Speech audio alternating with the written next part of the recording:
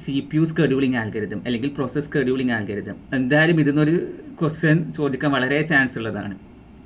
ഈ disk management, അതുപോലെ തന്നെ scheduling algorithm, page replacement algorithm, ഈ മൂന്നെണ്ണത്തിൽ നിന്ന് ഏതെങ്കിലും രണ്ടെണ്ണം ഷുവറാണ്. ഓക്കെ, അപ്പോൾ നമുക്ക് ഡയറക്റ്റ് ആ സ്കെഡ്യൂളിംഗ് ആൽഗരിതത്തിലേക്ക് പോകാം. എന്തിനാണ് ഈ CPU സ്കെഡ്യൂളിംഗ് ആൽഗരിതം എന്തിനാണ് യൂസ് ചെയ്യുന്നത്?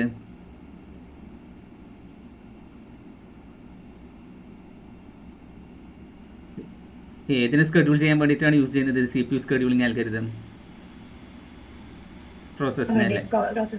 ഓക്കെ, അപ്പോൾ അതായത് റെഡി ക്യൂവിൽ ഉണ്ടാവില്ല, പ്രോസസ്സ് റെഡി ക്യൂവിൽ ഉണ്ടാകും. അപ്പോൾ ഏത് പ്രോസസ്സിനെയാണ് CPU എക്സിക്യൂഷൻ അസൈൻ ചെയ്യേണ്ടത് എന്ന് തീരുമാനിക്കുന്ന ആൽഗരിതമാണ് CPU സ്കെഡ്യൂളിംഗ് ആൽഗരിതം അല്ലെങ്കിൽ പ്രോസസ് സ്കെഡ്യൂളിംഗ് ആൽഗരിതം എന്ന് പറയുന്നത്. ഓക്കെ, അപ്പോൾ അതിൽ ഒരു 5-6 ടൈപ്സ് ഉണ്ട്. നമ്മുടെ സിലബസിൽ ഒരു 5-6 ടൈപ്സ് പറഞ്ഞിട്ടുണ്ട്. FCFS, അതുപോലെ തന്നെ റൗണ്ട് റോബിൻ, പ്രയോറിറ്റി, അങ്ങനെ ഒരു 4-5 എണ്ണം പറഞ്ഞിട്ടുണ്ട്. അപ്പോൾ അതാണ് പഠിക്കേണ്ടത്. ഇതിൽ മെയിനായിട്ട് ചോദിക്കാം, അതിൻ്റെ ആപ്ലിക്കേഷൻ ലെവൽ തന്നെയായിരിക്കും ചോദിക്കാം.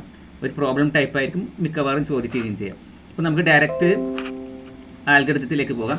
First come first served, FCFS. നമ്മൾ ഡിസ്ക് ഷെഡ്യൂളിങ്ങിലും കണ്ടതാണ് FCFS എന്നുള്ളത്. അപ്പോൾ ഡിസ്ക് ഷെഡ്യൂളിങ്ങിലൊക്കെ FCFS എന്ന് പറയുന്ന കേസ് എന്താണ്? ആദ്യമുള്ളത് ഏതാണോ അതിനെ ഫസ്റ്റ് സെർവ് ചെയ്യുക അല്ലെങ്കിൽ അസൈൻ ചെയ്യാം. ഇപ്പോൾ ഇവിടെ അങ്ങനെ തന്നെ പ്രോസസ്സിൽ ആദ്യം ഏതാണോ ആ റെഡി ക്യൂവിൽ വന്നിട്ടുള്ളത്, ക്യൂവിൽ ഏതാണോ ആദ്യം വന്ന പ്രോസസ്സ് അതിനെ ഫസ്റ്റ് CPU അസൈൻ ചെയ്ത് കൊടുക്കുക.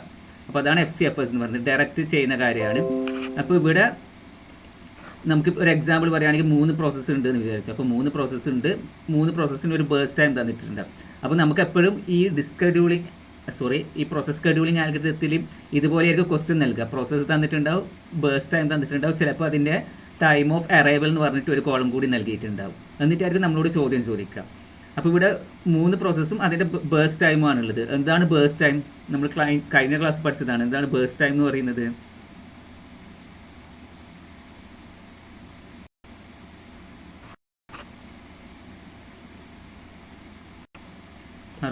ബേഴ്സ് ടൈം എന്ന് പറയുന്നത്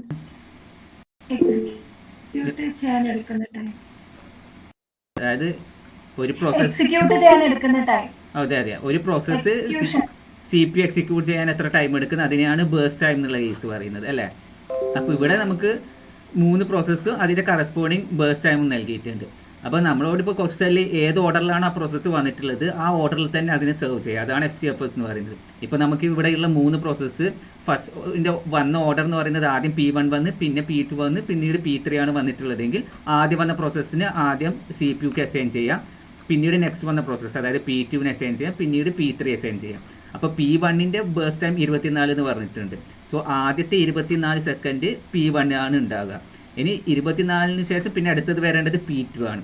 P2ൻ്റെ ബേഴ്സ് ടൈം എന്ന് പറയുന്നത് 3 സെക്കൻഡ് ആണ്. സോ 24 + 3 27 വരെ. ഇപ്പോൾ 24 to 27 സെക്കൻഡ് വരെ P2 ഉണ്ടാകും. ലാസ്റ്റ് വന്നത് P3 ആണ്. സോ P3 എന്ന് പറയുമ്പോൾ 27 + 3 30 വരെ. അപ്പോൾ 27 to 30 വരെ P3 ഉണ്ടാകും. സോ ഈ പ്രോസസ്സ് വന്ന ഓർഡറിൽ തന്നെ അതിനെ അസൈൻ ചെയ്യുന്നതിനെയാണ് FCFS, first come first served എന്ന് പറയുന്നത്, അല്ലെങ്കിൽ FIFO മെത്തേഡ് എന്ന് പറയുന്നത്. അപ്പോൾ ഈ രീതിയിൽ നമ്മൾ റെപ്രസെൻറ്റ് ചെയ്യുന്നതിനെയാണ് ഗാണ്ട് ചാർട്ട് എന്ന് പറയുന്നത്.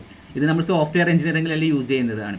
ഒരു സ്കെഡ്യൂളിംഗ് രീതിയിൽ അറേഞ്ച് ചെയ്യുന്ന ഒരു ബാർ ഗ്രാഫിനെയാണ് ഗാണ്ട് ചാർട്ട് എന്നുള്ള കേസ് പറയുന്നത്. ഓക്കെ, അപ്പോൾ ഇവിടെ നമ്മുടെ FCFSൻ്റെ ഈ എക്സാമ്പിളിൻ്റെ ഗാണ്ട് ചാർട്ടാണ് ഈ കേസ് വരുന്നത്. അപ്പോൾ ഇവിടെ നമ്മൾ ഈ പ്രോസസ് സ്കെഡ്യൂളിംഗ് ആൽഗരിതത്തിൽ ഓർത്ത് വെക്കേണ്ട കേസ് എന്ന് പറയുന്നത് അത് ഏത് ഓർഡറിലാണ് അതിനെ സെർവ് ചെയ്യാന്ന്, ഓരോ ആൽഗരിതത്തിൽ ഏത് ഓർഡറിലാണ് സെർവ് ചെയ്യാൻ അറിഞ്ഞിരിക്കണം. മാത്രമല്ല ഈ ഓരോ പ്രോസസ്സിൻ്റെ വെയിറ്റിംഗ് ടൈം കണ്ടുപിടിക്കണം, അതുപോലെ തന്നെ ആവറേജ് വെയിറ്റിംഗ് ടൈം ഇത് കണ്ടുപിടിക്കാനും അറിയണം. അപ്പോൾ നമുക്ക് ചിലപ്പോൾ നമ്മളോട് ക്വസ്റ്റ്യൻ ചോദിക്കുക ഇത് ഏത് ഓർഡറിലായിരിക്കും അറേഞ്ച് ചെയ്യുന്നത്, അല്ലെങ്കിൽ ചോദിക്കുക ഇതിൽ ഏതെങ്കിലും ഒരു പെർട്ടിക്കുലർ പ്രോസസ്സിൻ്റെ വെയിറ്റിംഗ് ടൈം എത്ര എന്നാണ് ചോദിക്കുക, അല്ലെങ്കിൽ ചോദിക്കുക ആവറേജ് വെയിറ്റിംഗ് ടൈം എത്ര എന്നാണ് ചോദിക്കുക.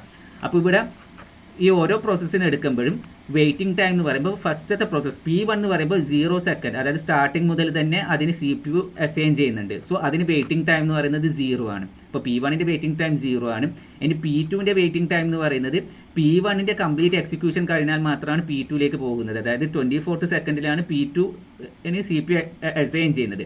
സോ P2ൻ്റെ വെയിറ്റിംഗ് ടൈം എന്ന് പറയുന്നത് 24 സെക്കൻഡ്. ഇനി P3യുടെ വെയിറ്റിംഗ് ടൈം എന്ന് പറയുന്നത് 27 സെക്കൻഡ് തൊട്ടാണ് P3 അസൈൻ ആകുന്നത്. സോ 27 എന്നുള്ളതാണ് P3യുടെ വെയിറ്റിംഗ് ടൈം എന്ന് പറയുന്നത്. അപ്പോൾ ഈ ഓരോന്നിൻ്റെ വെയിറ്റിംഗ് ടൈം കണ്ടുപിടിക്കാം. ഇനി ആവറേജ് എന്ന് പറയുന്നത് ഇത്രയേ ഉള്ളൂ. ഈ വെയിറ്റിംഗ് ടൈം നമ്മൾ നോർമൽ ആവറേജ് കാണുന്നത് പോലെ തന്നെ ഓരോ പ്രോസസ്സിൻ്റെ വെയിറ്റിംഗ് ടൈമിൻ്റെ sum divided by number of processes. അപ്പോൾ ഇവിടെ 3 വെയിറ്റിംഗ് ടൈംസ് ആണുള്ളത്, അത് ഡിവൈഡഡ് ബൈ ആർക്കാ ഡൗട്ട്? സർ ഇത് സെക്കൻഡ്സിലായിരിക്കോ അതോ nanoseconds nano milliseconds അങ്ങനെയൊക്കെ ഉണ്ടാകാം. മില്ലി സെക്കൻഡ്സ് മൈക്രോ സെക്കൻഡ്സ് പോലെയൊക്കെ ഉണ്ടാകാം. ഓക്കെ, അപ്പോൾ ഇത് ഞാൻ ടൈമിങ് ജസ്റ്റ് സെക്കൻഡ് പറഞ്ഞു ഉള്ളൂ കേട്ടോ. ഓക്കെ, അപ്പോൾ ഇവിടെ അതിൻ്റെ ആവറേജ് കാണാം. അപ്പോൾ നമുക്ക് ചിലപ്പോൾ ഇപ്പോൾ FCFCൻ്റെ എല്ലാം കേസിൽ ഡയറക്റ്റ് ആവറേജ് എത്ര എന്നുള്ള കേസായിരിക്കും ചോദിക്കുക. ആവറേജ് വെയിറ്റിംഗ് ടൈം എത്ര എന്നുള്ള കേസേ ചോദിക്കുകയുള്ളൂ. അപ്പോൾ ആവറേജ് വെയിറ്റിംഗ് ടൈം എന്നുള്ള കേസ് എന്ന് വെച്ചാൽ ഈ ഓരോ അപ്പോൾ ആദ്യത്തെ പ്രോസസ്സിന് എന്തായാലും വെയിറ്റിംഗ് ടൈം 0 ആയിരിക്കും. പിന്നീട് അടുത്ത് വരുന്ന പ്രോസസ്സിൻ്റെ എല്ലാം ആ ടൈം നോക്കുക, എത്രാമത്തെ ടൈമിലാണ് അത് വരുന്നത്, അതായിരിക്കും അതിൻ്റെ വെയിറ്റിംഗ് ടൈം എന്ന് പറയുന്നത്. ഓക്കെ, അപ്പോൾ ഈ ഒരു FCFCൻ്റെ ചെയ്തപ്പോൾ നമുക്ക് വെയിറ്റിംഗ് ടൈം 27 മീൻസ് ആവറേജ് കിട്ടുന്നത് 17 എന്നുള്ള കേസാണ്. ഇനി ഈ സെയിം പ്രോബ്ലം തന്നെ നമ്മളോട് പറഞ്ഞു ഇതിൻ്റെ അറൈവൽ ഫസ്റ്റ് P2 വന്ന് പിന്നീട് P3 വന്ന് പിന്നീട് P1 വന്നത്. അങ്ങനെയായിരിക്കും നമ്മുടെ ക്വസ്റ്റ്യനിൽ നൽകിയിട്ടുണ്ടാകുക. അല്ലെങ്കിൽ ക്വസ്റ്റ്യനിൽ ചില സമയം അങ്ങനെ ഡയറക്റ്റ് പറയാതെ ഇവിടെ തന്നെ അറൈവൽ ടൈം എന്ന് കൊടുത്തിട്ടുണ്ടാവും. അറൈവൽ ടൈം എന്ന് കൊടുത്ത് P2ൻ്റെ അവിടെ 0 എന്ന് ഇട്ടിട്ടുണ്ടാവും, അതുപോലെ തന്നെ P3ൻ്റെ അവിടെ 1 ഇട്ടിട്ടുണ്ടാവും, P1ൻ്റെ അവിടെ 2 ഇട്ടിട്ടുണ്ടാവും. 0, 1, 2 തന്നെ വേണമെന്നൊന്നുമില്ല. 0 ഇട്ടിട്ടുണ്ട്, പിന്നെ ഒരു പെർട്ടിക്കുലർ ടൈം ഇട്ടിട്ടുണ്ടാവും. മനസ്സിലായോ? അപ്പോൾ നമ്മൾ അതൊന്ന് നോക്കാം. ഈ ഇവിടെ ഇപ്പോൾ ടൈം തന്നിട്ടുണ്ടെങ്കിൽ ഈ തന്നിരിക്കുന്നതിൽ ഫസ്റ്റ് ഏറ്റവും ചെറിയ ടൈം ഏതാണോ ആ പ്രോസസ്സിനെയാണ് നമ്മൾ ആദ്യം അസൈൻ ചെയ്യേണ്ടത്. അപ്പോൾ ഇപ്പോൾ ഇൻ കേസ് നമ്മുടെ ക്വസ്റ്റ്യനിൽ പറയുന്നുണ്ട് ഫസ്റ്റ് P2 വന്ന് പിന്നീട് P3 വന്ന് പിന്നീട് P1 വന്ന് എന്ന് പറയുകയോ, അല്ലെങ്കിൽ ഇവിടെ അറൈവൽ ടൈമിൽ P2ൻ്റെ അവിടെയാണ് 0 എന്നുള്ളത്, അതുപോലെ തന്നെ അതിനുശേഷം ചെറിയൊരു ടൈം വരുന്നത് P3, പിന്നീട് ഒരു ടൈം കാണിക്കുന്നത് P1ലാണെങ്കിൽ നമ്മൾ ആദ്യം P2നെ കൊടുക്കുക. അപ്പോൾ P2ന് വേണ്ട ബേഴ്സ് ടൈം എന്ന് പറയുന്നത് 3 ആണ്. സോ ഇവിടെ P2ന് 3 വരെ എടുത്ത് അതിനുശേഷം P3 എന്ന് പറയുമ്പോൾ P3ക്കും ബേഴ്സ് ടൈം 3 ആണ്. സോ 3 + 3 6 വരെ P3 വന്ന് അതിനുശേഷം P1 6 പ്ലസ് എത്രയാണ് വേണ്ടത് 24 ആണ് വേണ്ടത്. അപ്പോൾ 6 to 30 വരെയാണ് P1 വരുന്നത്. മനസ്സിലായില്ലേ? അപ്പോൾ ഇതിൻ്റെ വെയിറ്റിംഗ് ടൈം ഓരോന്നിൻ്റെ വെയിറ്റിംഗ് ടൈം എടുക്കുമ്പോൾ P2ൻ്റെ വെയിറ്റിംഗ് ടൈം എന്ന് പറയുന്നത് 0 ആയിരിക്കും. കാരണം P2 സ്റ്റാർട്ടിങ്ങിൽ തന്നെ വന്നതുകൊണ്ട് P2ൻ്റെ വെയിറ്റിംഗ് ടൈം 0. അതായത് രണ്ടാമത് പറഞ്ഞ കേസ് വെച്ചാൽ ആ സെയിം നേരത്തെ തന്നെ അതേ ചോദ്യം തന്നെ, അതേ ചോദ്യത്തിൽ നമ്മുടെ ചോദ്യത്തിൽ പറഞ്ഞു ഫസ്റ്റ് വരുന്ന പ്രോസസ്സ് P2 എന്ന് പറഞ്ഞു, അതിനുശേഷം P3 വന്ന് അതിനുശേഷം P1 ആണ് വരുന്നതെങ്കിൽ. മനസ്സിലായോ? അപ്പോൾ അങ്ങനെയാണെങ്കിൽ ആദ്യം നമ്മൾ ഏതാ ചെയ്യേണ്ടത് FCFS അനുസരിച്ച് ഫസ്റ്റ് വരുന്നതിനെയാണ് ആദ്യം കാണിക്കേണ്ടത്. സോ നമ്മുടെ ക്വസ്റ്റ്യൻ ഒന്നിക്ക് നൽകിയിട്ടുണ്ട് P2, P3, P1 ഈ ഒരു ഓർഡറിലാണ് വരുന്നത് എന്ന്. അല്ലെങ്കിൽ ഇവിടെ അറൈവൽ ടൈമിൻ്റെ അവിടെ P2ൻ്റെ അവിടെ 0 എന്ന്, അത് അറൈവൽ ടൈം എന്ന് പറയുന്നത് ആ പ്രോസസ്സ് ക്യൂവിലേക്ക് വരുന്ന ടൈം. അപ്പോൾ ഇവിടെ 0 P2ൻ്റെ അവിടെ 0യും അതുപോലെ തന്നെ P3ൻ്റെ അവിടെ ഫോർ എക്സാമ്പിൾ 2 5 അങ്ങനെ എന്തെങ്കിലും കൊടുത്ത് P1ൻ്റെ അവിടെ 5 അല്ലെങ്കിൽ 2 വലിയൊരു നമ്പർ കൊടുത്ത്. മനസ്സിലായോ? അപ്പോൾ ആ ഒരു രീതിയിൽ നമ്പേഴ്സ് കൊടുത്താൽ നമുക്ക് മനസ്സിലാവും ഈ 0 എന്നുള്ളതാണ് ഫസ്റ്റ് വരുന്ന പ്രോസസ്സ്. പിന്നീട് വരുന്ന സെക്കൻഡ് ഡിസെൻഡിങ് ഓർഡറിലുള്ള ടൈം ആയിരിക്കും അടുത്ത പ്രോസസ്സ്. ഏറ്റവും വലിയ നമ്പർ ആയിരിക്കും ലാസ്റ്റ് വരുന്ന പ്രോസസ്സ്. അത് നമുക്ക് മനസ്സിലാക്കാൻ പറ്റും. ഇപ്പോൾ ചിലപ്പോൾ അറൈവൽ ടൈം എന്ന് പറഞ്ഞിട്ടായിരിക്കും അവർ ക്വസ്റ്റിൽ കൊടുക്കുന്നുണ്ട്. അപ്പോൾ ആ ഒരു രീതിയിൽ നമുക്ക് ആദ്യം P2 പിന്നെ P3 പിന്നെ P1 ആണ് വരുന്നത്. ആ രീതിയിലാണ് ക്വസ്റ്റിൽ നൽകിയിട്ടുള്ളതെങ്കിൽ ഈ FCFS അനുസരിച്ച് ആദ്യം P2ന് വേണ്ടിയിട്ട് അസൈൻ ചെയ്യണം. അപ്പോൾ P2ൻ്റെ ബേഴ്സ് ടൈം എന്ന് പറയുന്നത് 3 ആണ്. സോ ഇവിടെ 0 to 3 വരെ P2 കൊടുത്ത് നെക്സ്റ്റ് P3 ആണ് പറഞ്ഞിട്ടുള്ളത്. സോ P3ൻ്റെതും 3 ആണ് ബേഴ്സ് ടൈം വരുന്നത്. 3 + 3 6. അപ്പോൾ 3 to 6 വരെ P3 വന്ന് ലാസ്റ്റാണ് P1 വരുന്നത്. P1ൻ്റെ ബേഴ്സ് ടൈം 24 ആണ്. 6 + 24 30. സോ 6 to 30 വരെ P1 കൊടുത്ത്. മനസ്സിലായില്ലേ? അപ്പോൾ ഇനി അതിനുശേഷം ഓരോന്നിൻ്റെ നേരത്തെ കണ്ടതുപോലെ തന്നെ വെയിറ്റിംഗ് ടൈം. അപ്പോൾ ഇവിടെ P1ൻ്റെ വെയിറ്റിംഗ് ടൈം എടുക്കുമ്പോൾ അല്ലെങ്കിൽ നമുക്ക് ഇവിടെ ഓർഡറിൽ തന്നെ പോകാം. P2യുടെ വെയിറ്റിംഗ് ടൈം എടുക്കുമ്പോൾ 0 ആയിരിക്കും. കാരണം P2 ഫസ്റ്റ് തന്നെ വന്നു. ഇപ്പോൾ ഫസ്റ്റ് പ്രോസസ്സ് കൊടുക്കുന്നതിന് എപ്പം 0 ആയിരിക്കും വെയിറ്റിംഗ് ടൈം ഉണ്ടാകും. സോ ഇവിടെ P2ൻ്റെ വെയിറ്റിംഗ് ടൈം 0 ആണ്. P3യുടെ വെയിറ്റിംഗ് ടൈം എന്ന് പറയുന്നത് 3 ആയിരിക്കും. അപ്പോൾ ആ ഒരു പ്രോസസ്സ് എപ്പോഴാണ് സ്റ്റാർട്ട് ചെയ്യുന്നത് അതായിരിക്കും അതിൻ്റെ വെയിറ്റിംഗ് ടൈം എന്ന് പറയുന്നത്. അതുപോലെ P1ൻ്റെ വെയിറ്റിംഗ് ടൈം എന്ന് പറയുന്നത് 6 ആയിരിക്കും. കാരണം 6ലാണ് P1 സ്റ്റാർട്ട് ചെയ്യുന്നത്. ഇനി ഇതിൻ്റെ ആവറേജ് വെയിറ്റിംഗ് ടൈം എന്ന് പറയുന്നത് ഈ 6 + 0 + 3 / 3 9/3 = 3 എന്ന് കിട്ടും. മനസ്സിലായി? അപ്പോൾ ഈ സെയിം പ്രോസസ്സ് തന്നെയാണുള്ളത്. പക്ഷേ ഇതിൻ്റെ ഓർഡർ മാറ്റിയപ്പോൾ വരുന്ന ഓർഡർ മാറ്റിയപ്പോൾ ഈ FCFS തന്നെ വെയിറ്റിംഗ് ടൈമിലും വ്യത്യാസം വന്ന്. നേരത്തെ കേസിൽ 17 ആണ്, ഇപ്പോഴത്തെ കേസിൽ 13 ആണ്. മനസ്സിലായോ? അപ്പോൾ ഇവിടെ FCFS എന്ന് പറയുന്നത് പ്രിയംറ്റീവ് ആണോ അല്ലെങ്കിൽ നോൺ പ്രിയംറ്റീവ് ആണോ? Non pre-emptive. നമ്മൾ പ്രിയംറ്റീവും നോൺ പ്രിയംറ്റീവും തമ്മിലുള്ള ഡിഫറൻസ് എന്താണ്? നോൺ പ്രിയംറ്റീവ് എന്ന് പറഞ്ഞാൽ ഒന്ന് കഴിഞ്ഞിട്ട് ആയിരിക്കും അടുത്തത് സ്റ്റാർട്ട് ചെയ്യുന്നത്. പ്രിയംറ്റീവ് എന്ന് പറയുമ്പോൾ ഇന്ററപ്റ്റ് ചെയ്തിട്ട് അടുത്തത് സ്റ്റാർട്ട് ചെയ്യും. അങ്ങനെ അതായത് ഇപ്പോൾ ഒരു പ്രോസസ്സിന്റെ കംപ്ലീറ്റ് CP എക്സിക്യൂഷൻ കഴിഞ്ഞാൽ മാത്രമായിരിക്കും നെക്സ്റ്റ് പ്രോസസ്സിന് അസൈൻ ചെയ്യുന്നത്. അതാണ് ഏത് പറയുന്നത് നോൺ പ്രിയംറ്റീവ് എന്ന് പറയുന്നത്. അപ്പോൾ പ്രിയംറ്റീവ് എന്ന് പറയുന്നത് ഒന്ന് ചെയ്യുന്നതിൻ്റെ ഇടയിൽ നിന്ന് തന്നെ അത് സ്റ്റോപ്പ് ചെയ്തിട്ട് വേറൊരു പ്രോസസ്സ് എക്സിക്യൂഷൻ നടക്കും. ഓക്കെ, പക്ഷേ ഇവിടെ നമ്മളിപ്പോൾ FCFS നോക്കുന്ന സമയത്ത് ഇവിടെ എല്ലാ കേസിലും ഒരു പ്രോസസ്സ് കംപ്ലീറ്റ് ആയതിനു ശേഷം മാത്രമാണ് ഇവിടെ അടുത്ത പ്രോസസ്സിന് കൊടുക്കുന്നുള്ളൂ. അപ്പോൾ ഒരു പ്രോസസ്സിൻ്റെ കംപ്ലീറ്റ് ബേസ്റ്റ് ടൈം കഴിഞ്ഞതിന് ശേഷം മാത്രമേ വേറൊരു പ്രോസസ്സിനെ കൊടുക്കുന്നുള്ളൂ. അതുകൊണ്ട് ഇത് നോൺ പ്രിയംറ്റീവ് ആണ്.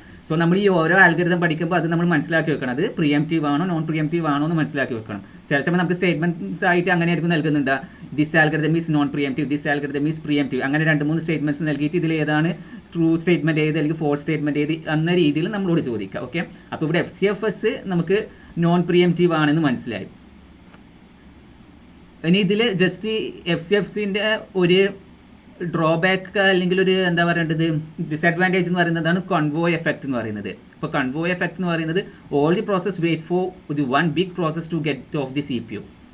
അപ്പോൾ അതായത് ഇപ്പോൾ കുറേ പ്രോസസ്സിന് CPU എന്നെ അസൈൻ ചെയ്യാൻ വേണ്ടിയിട്ട് വെയിറ്റിംഗ് ആയിരിക്കും, പക്ഷെ അതിന് മുന്നേ വന്ന ഒരു പ്രോസസ്സിൻ്റെ ബേസ്റ്റ് ടൈം വളരെ വലുതാണെങ്കിൽ ബാക്കി എല്ലാ പ്രോസസ്സും ആ ഒരു വലിയ ബേസ്റ്റ് ടൈമുള്ള പ്രോസസ്സിനെ വെയിറ്റ് ചെയ്യേണ്ടി വരും. അങ്ങനെ ഒരുള്ള എന്താ പറയുക പ്രോസസ്സിനെയാണ് കൺവോയ് എഫക്റ്റ് എന്ന് പറയുന്നത്.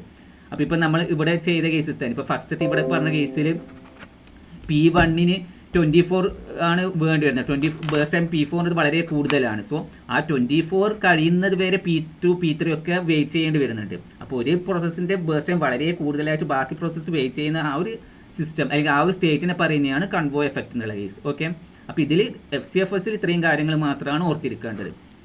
FCFS എല്ലാവർക്കും ക്ലിയർ അല്ലേ?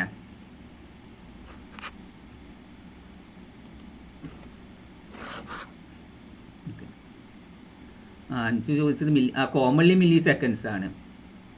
നോർമലി നമ്മൾ പറയാം മില്ലി സെക്കൻഡ്സ് ആണ്, പക്ഷേ ചിലത് മൈക്രോ നാനോ എന്നുള്ള കേസിലൊക്കെ പോവുകയും ചെയ്യും. ഓക്കെ, ഇനി അടുത്ത കേസ് പറയുന്നത് ഷോർട്ടസ്റ്റ് ജോബ് ഫസ്റ്റ്. ഇത് ഷോർട്ടസ്റ്റ് ജോബ് എന്നുള്ള കേസ് SGF ഒക്കെ നമ്മൾ മുന്നേ പഠിച്ചത് തന്നെയാണ് ഡിസ്കിൻ്റെ എല്ലാം കേസിൽ. അപ്പോൾ ഇവിടെ SGFൻ്റെ കേസിൽ പറയുന്നത് ഇതിലെ ഏറ്റവും എന്താ പറയേണ്ടത് ബേസ്റ്റ് ടൈം കുറവ്. ഇവിടെ ഷോർട്ടസ്റ്റ് ജോബ് എന്ന് പറയുന്നത് ഇവിടെ എപ്പോഴും ജോബ് എന്നുള്ള കേസ് പറയുന്നത് ബേസ്റ്റ് ടൈം അനുസരിച്ചിട്ടായിട്ടോ. അപ്പോൾ ഷോർട്ടസ്റ്റ് ജോബ് എന്ന് പറയുമ്പോൾ ബേസ്റ്റ് ടൈം കുറഞ്ഞതായിരിക്കും, ലോങ്ങസ്റ്റ് ജോബ് എന്ന് പറയുമ്പോൾ ബേസ്റ്റ് ടൈം ഏറ്റവും കൂടുതലുള്ളതായിരിക്കും. അപ്പോൾ ഇവിടെ ഇത്രയേ ഉള്ളൂ, നമുക്ക് പ്രോസസ്സും അതിൻ്റെ കറസ്പോണ്ടിങ് ബേസ്റ്റ് ടൈമും നൽകിയിട്ടുണ്ടെങ്കിൽ അതിൽ ഏറ്റവും കുറഞ്ഞത് ഏതാണോ ബേസ്റ്റ് ടൈം ഏറ്റവും കുറഞ്ഞ പ്രോസസ്സ് ഏതാണോ അതിന് ആദ്യം അസൈൻ ചെയ്യും. ഓക്കെ, അപ്പോൾ ഈ ഒരു എക്സാമ്പിൾ നൽകുമ്പോൾ ഇവിടെ ഇത് നമ്പേഴ്സ് ഒന്ന് ഡിസോർഡർ ആയിപ്പോയതാണ്. ഇവിടെ P1-ൻ്റെ ബേസ്റ്റ് ടൈം 6, P2-ൻ്റെത് 8, P3-യുടെ 7, P4-ൻ്റെ 3 ഇങ്ങനെയാണ് നമുക്ക് നൽകിയിട്ടുള്ളത്. അപ്പോൾ 4 പ്രോസസ്സും അതിൻ്റെ കറസ്പോണ്ടിങ് ബേസ്റ്റ് ടൈം നൽകിയിട്ടുണ്ട്. അപ്പോൾ ഇതിൽ ഏറ്റവും ചെറിയ ബേസ്റ്റ് ടൈം ഏതാ വരുന്നത്? P4 ആണ് വരുന്നത് അല്ലേ? അപ്പോൾ നമ്മൾ എന്താ ചെയ്യേണ്ടത്? SGF അല്ലെങ്കിൽ ഷോർട്ടസ്റ്റ് ജോബ് ഫസ്റ്റിൽ ചെയ്യേണ്ട കേസ് എന്ന് പറഞ്ഞാൽ ഏറ്റവും ഷോർട്ടസ്റ്റ് ആയിട്ടുള്ള ബേസ്റ്റ് ടൈം ഏതാണോ അതിനെ ഫസ്റ്റ് അസൈൻ ചെയ്യുക ആ പ്രോസസ്സിന്. അപ്പോൾ ഇവിടെ P4 ഫസ്റ്റ് ചെയ്ത് അപ്പോൾ 0 to 3 വരെ P4 ആയിരിക്കും. അതിന് ശേഷം വരുന്ന ചെറുത് ഏതാണ്? നമുക്ക് പിന്നീട് വരുന്നത് 6 ആണ്. ബേസ്റ്റ് ടൈം ചെറുത് വരുന്നത് 6 ആണ്. സോ അത് P1 ആണ്. ഓക്കെ, അപ്പം P1-നെ അസൈൻ ചെയ്ത് അപ്പോൾ 3 + 6 9 വരെ P1 ആയി. പിന്നീട് ഏതായിരിക്കും? പിന്നെ 8-ഉം 7-ഉം ഉള്ളത്. അതിൽ ഏറ്റവും ചെറുത് വരുന്നത് 7 ആണ്. സോ P3 അസൈൻ ചെയ്യും. 9 + 7 16, 9 to 16 വരെ P3 ആയിരിക്കും. ലാസ്റ്റ് P2, P2-ൻ്റെത് 8 ആണ്. 16 + 8 24. അപ്പോൾ 16 to 24 വരെ P2. അത് ക്ലിയർ ആയില്ലേ? അത് പ്രോസസ്സ് അസൈൻ ചെയ്യുന്നത് ക്ലിയർ ആയില്ലേ?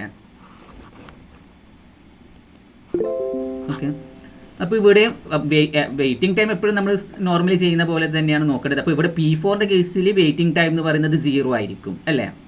കാരണം സ്റ്റാർട്ടിങ് വരുന്നത് P4 ആണ്. ഇനി P1-ൻ്റെ കേസ് ആകുമ്പോൾ അതിൻ്റെ വെയിറ്റിംഗ് ടൈം 3 ആണ്.